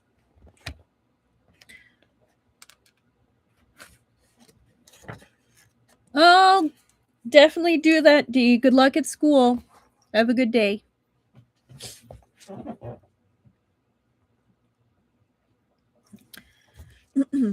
Where were you when the chaos broke out? In the open or inside? In the guest hall, replied Feng Xiao. The doors and windows were wide open, and there was music and dance. The music was coming from across the pond. There were no musicians in the building. And the fragrance? The woman's perfumes and men's scented sachets mixed together with the incense in the hall. I couldn't tell if there was any aromatic cypress mixed in. Poisonous Q are nourished by the blood of their creator, Chibuchu murmured. When the proper scents, sights, and sounds are introduced, the Gu's power will be fully unleashed. But all power comes with a price. This is especially the case for Gu that control people's minds. The worm takes immense effort to cultivate, and they're bound to the creator's life. If the Gu perishes, the creator will be affected as well. Feng Xiao cocked a brow. Yundang Mountain Estate, the woods on the outskirts of Luyang, the Prince of Qin's residence. We've harmed the culprit 3 times already, yet he hasn't died. Isn't he a bit too resilient? When Ku Zhen entered the Central Plains, perhaps he brought some of the head shamans of the Khaganate with him. There's a reasonable number of people resistant to Gu. On the outskirts of Luyang, the shaman controlling Gu died in front of us when the worm was destroyed. You are poisoned with another one, which means that they have more than one person creating them. He paused. But this kind of poisonous Gu is exceedingly rare. I suspect the culprit has reached the limit of what they can create. Otherwise, the Crown Prince and the Prince of Jin wouldn't have recovered so quickly. They weren't poisoned by the Gu, but simply bewitched by the fragrance and music into viewing you as the assailant. Feng Xiao began to pace in the narrow confines of the cell, deep in thought. His prison didn't exactly reek, but he disliked it nonetheless. He was intensely fastidious. Even a minor stain meant the entire outfit had to be replaced, if at all possible. He was powerful enough to break out by force, but doing so would only hurt his case and add additional complications. After this incident had shaken the Prince of Qin's banquet, the entire court would be on high alert. All eyes were on Feng Xiao. The prince's residence in the palace must be in an uproar. Who knew what chaos was brewing? Chubuchu was aware of this as well. Now that he knew Feng Xiao was fine, he became even calmer than usual. They had to keep cool heads if they were to weather the coming storm. Someone else must have been infected by the Gu and killed the princess consort, said Feng Xiao. I didn't see anyone running berserk after I returned to my senses, so the only possibility is that the killer was killed themselves.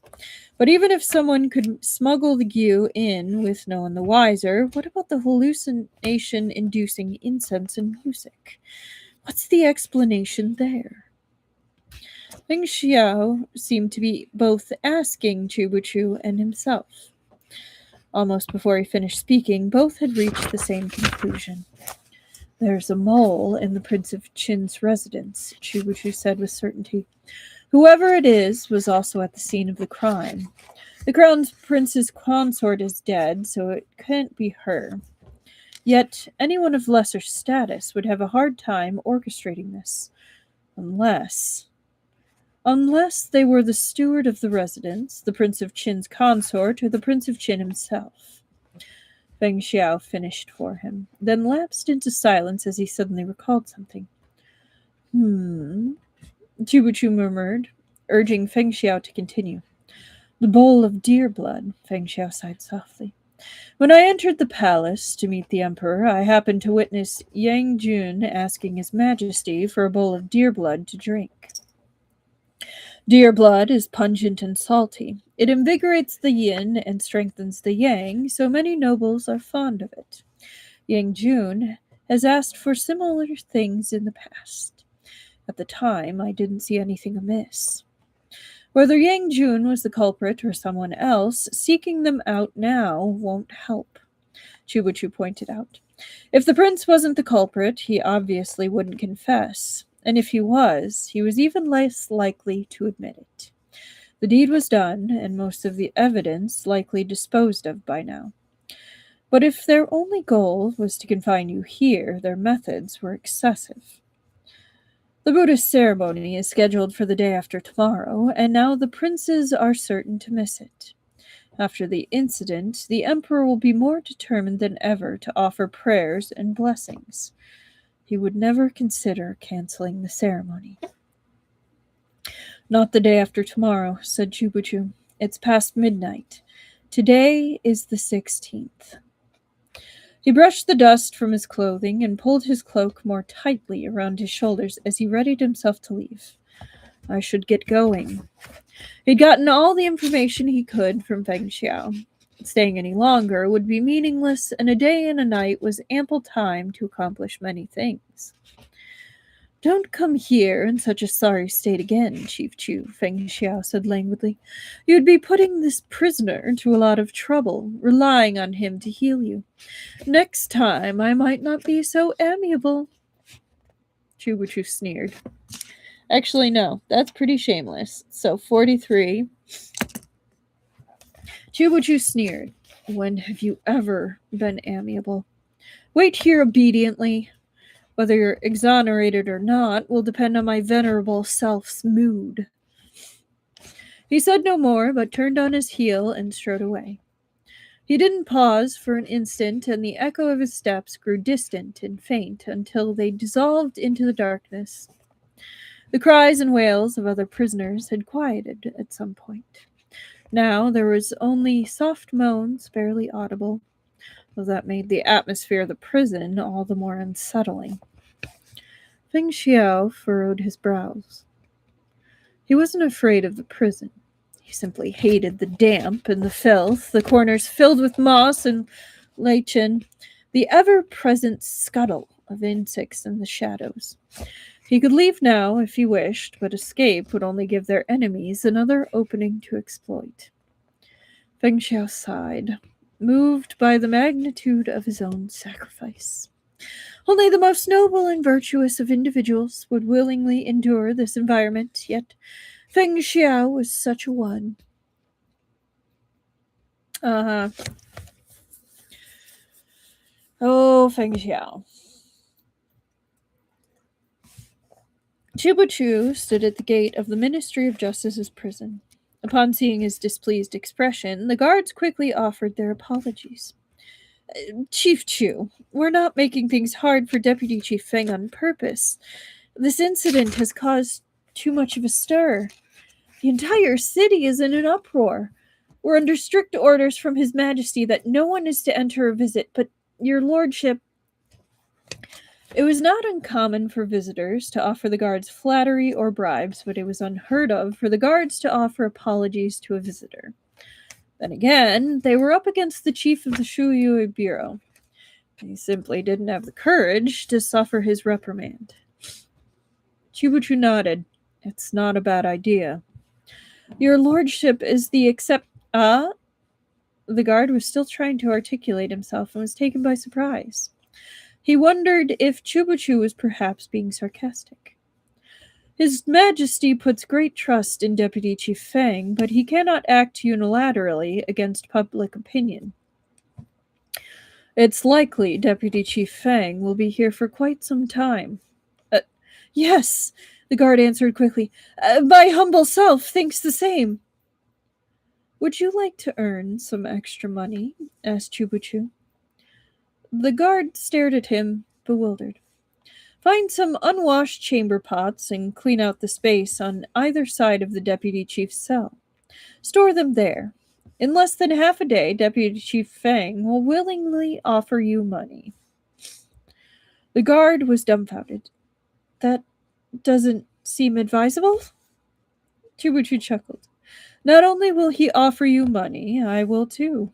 If you're worried about him seeking revenge, I can write you a note. The Shuyue Bureau is short of guards. Once this matter is settled, I'll have you transferred there to carry out your duties under the bright sun.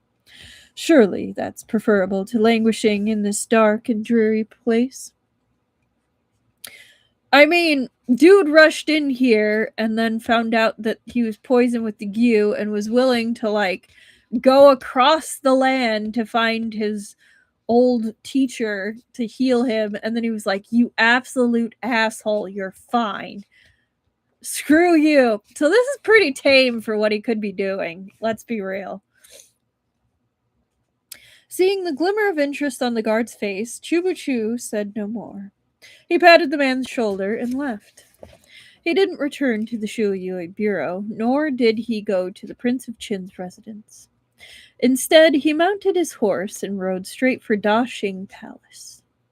A luminous full moon hung in the sky, illuminating the city and scattering the clouds. It was the 16th day of the first month, 2:15 in the morning. No one, including Chubuchu, anticipated that after this long night, the Empire would experience yet another monumental upheaval. It is really mean, but then they enjoy being mean to each other.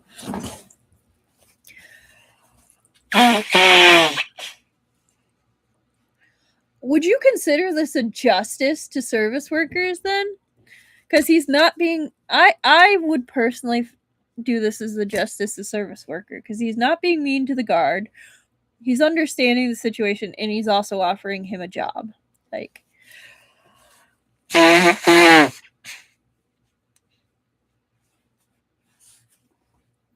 So, like, I view that as a win.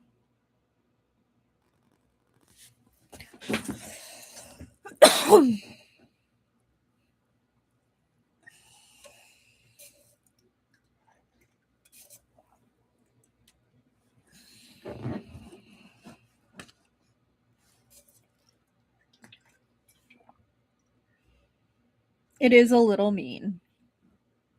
Yes. I'm not saying it's not.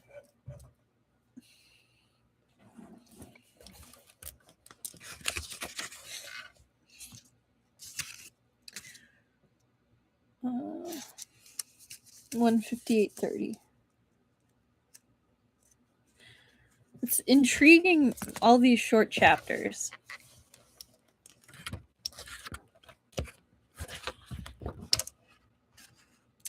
On to our last chapter of the night. Chapter 174. The 16th day of the first month, 4th year of the Kai Huang era. It was long before dawn, but many were destined for a sleepless night. The bustling atmosphere of the previous evening had vanished like smoke with the uproar at the Prince of Qin's residence. The off-duty Imperial Guards were abruptly summoned from their warm beds. Bewildered, they hastily donned their armor and joined their comrades to enforce a lockdown across all of Daxing City. The sightseers, who returned from enjoying the lanterns, were shocked to discover that the atmosphere, both within and without the capital, had changed completely. Where it had been festive was now grave, foreboding, and tense. The chill seemed to hang heavy in the air, stifling even the wind into silence. Nowhere was this more apparent than at the Prince of Qin's residence. The entire street surrounding the complex had been cordoned off. Fortunately, the residents were all high-ranking nobility, so the ordinary citizenry was not significantly impacted. The gates of the Imperial Palace, previously locked, had been temporarily opened for the Crown Prince and other victims of the night's incident. That's a potential motive. They were swiftly ushered inside for treatment. The unharmed guests at the Prince of Qin's residence remained there, unable to leave, without the Emperor's orders. He dispatched the Ministry of Justice and the head of the Court of Judicial Review to personally investigate the case. Everyone's faces were ashen. There ought to have been complaints about the house arrest, but no one had the energy, as if their spirits were still weighted down by the slaughter. They talked among themselves, discussing the incident in fervent whispers, but no one could explain how such a disaster had occurred. The Prince of Qin's residence had been full of song and dance. The killings had happened out of nowhere. Those furthest from the guest hall hadn't realized anything was wrong until the screams had reached them. As for the people in the hall, the Crown Prince, the Prince of Jin, the Prince of Qin, and other high-ranking guests had all been taken to the palace for treatment. Even if they were conscious, the Emperor likely wouldn't allow them to be interrogated. And the surviving servants and maids were so terrified that their souls had practically fled their bodies. All right. Injustice to service workers with all this plotting and nonsense. So we're at 5, 10, 15, 20, 25, 30, 35, 40, 44.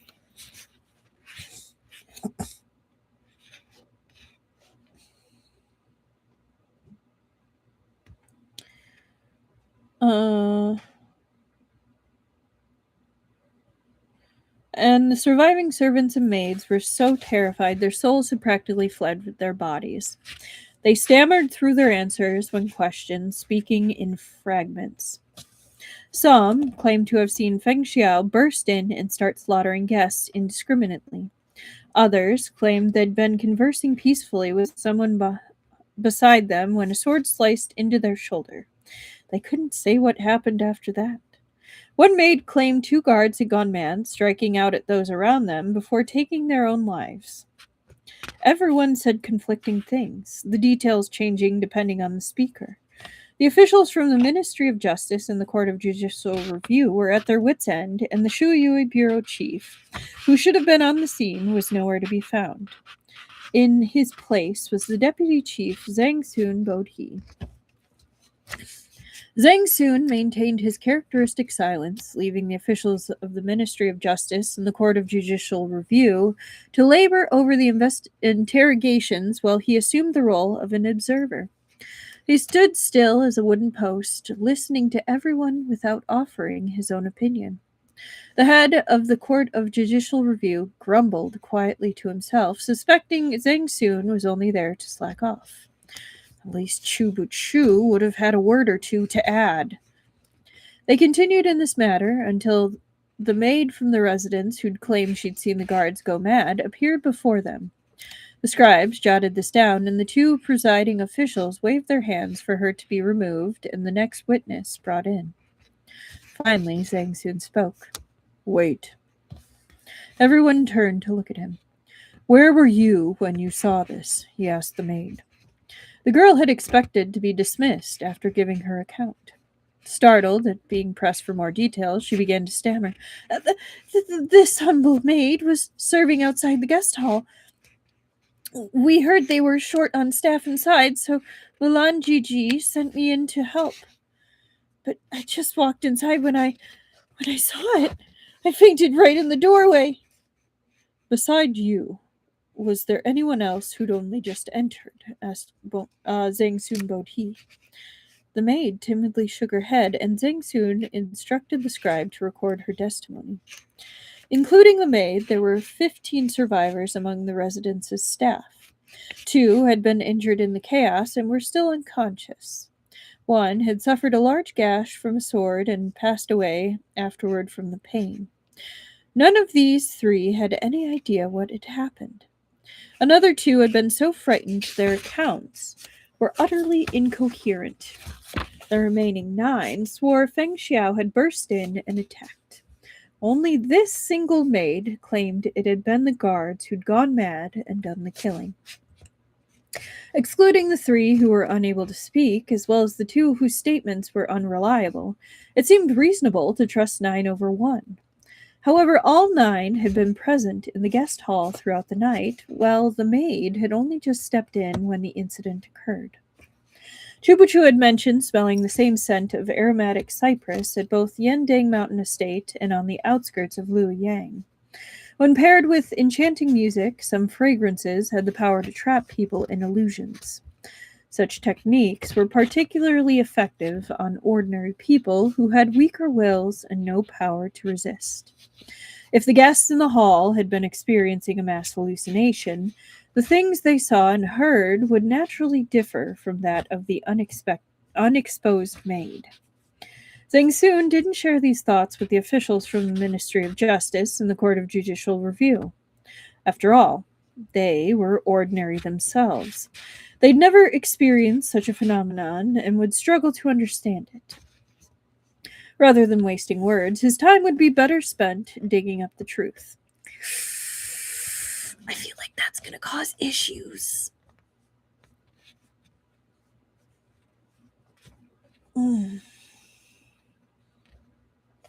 Zhang soon asked the maid no further questions. He bid farewell to the two presiding officials, then headed to the courtyard where the rest of the household was being kept. The Shuiyui Bureau had their own way of handling cases that differed from the other bodies of the court. The Minister of Justice was the chief of the Jijian Bureau himself. He understood this and didn't press for more information. The incident had generated too much attention. It hardly mattered who solved the case now. If they didn't uncover the truth quickly, everyone would suffer the consequences. The servant and women of the residence were all gathered in one place, awaiting instructions. Zhang soon summoned a few trusted attendants of the Prince of Qin and his wife and asked after the whereabouts of the bowl of deer blood. The princess consort's personal maid had perished in the incident. They couldn't extract a testimony from her. Almost everyone else was completely clueless, shaking their heads in bewilderment. Finally, a cook stepped forward. Yesterday, a guard brought deer blood to the back kitchen and asked me to heat it up for him, she said. Oh, yesterday, a guard brought deer blood to the back kitchen and asked me to heat it up for him, she said. Are you sure it was deer blood? Asked Zhang Soon. The cook's voice was clear and bright. She dealt with all sorts in the market over the years and was braver than most. Her words came fluidly without any stammer. That's right. I said it'd stink if he drank it as it was. It'd be better to turn it into a paste. The guard said there wasn't any time for that. The prince wanted to drink it right away. Zhang Soon invited the cook to view the corpses and asked her to identify the guard. Before long, she pointed to one. That's him! It was one of the two men the maid claimed had gone mad. A sword had left a fatal slice across his back. His eyes were wide open in death, and veins protruded from his forehead. His face was so horrific it was hard to look upon for long. But if the deer blood really had contained a gyue, how had the bowl of yang-enhancing soup meant for the Prince of Qin ended up in the stomach of two guards? This man had gone berserk, then died from a blade to the back. Who had been behind him to strike the killing blow? This was a question no one could answer. Even the maid who'd witnessed the guards begin their killing spree had lost consciousness during the chaos. Zhang Soon had reached a dead end. He sighed, his breath a plume of white in the cold air, and looked instinctively toward the imperial palace. Chu Chu had gone into the palace not to see Empress Dugu, but the emperor himself. Yang Jian's face was lined with fatigue. He'd yet to sleep despite the late hour. No one would be in good spirits under such conditions. Earlier in the evening, the Prince of Qin had entered the palace to invite his father to celebrate the Lantern Festival with him. The invitation was only symbolic, a way to demonstrate his filial piety. Any rational emperor knew better than to visit his subject's house in the middle of the night, even if that subject was his own son. The Prince of Qin had known his father would decline, and it was a good thing he had. If the emperor had been a little less cautious, he himself might have been one of the casualties tonight. Along with Chu Chu, the hall contained an imperial physician who was currently reporting to the emperor on the injuries of several of the noble victims. The crown prince's consort had suffered the worst. She died at the scene before anyone could help her. Her body had not been brought into the palace, but remained at the Prince of Qin's residence. Second worst was the Prince of Qin, who'd struck his head against a pillar and lost a large amount of blood. He had yet to regain consciousness. The Crown Prince and the Prince of Jin were somewhat better off. The former had an injured arm, and the latter two broken ribs, but they were at least alert.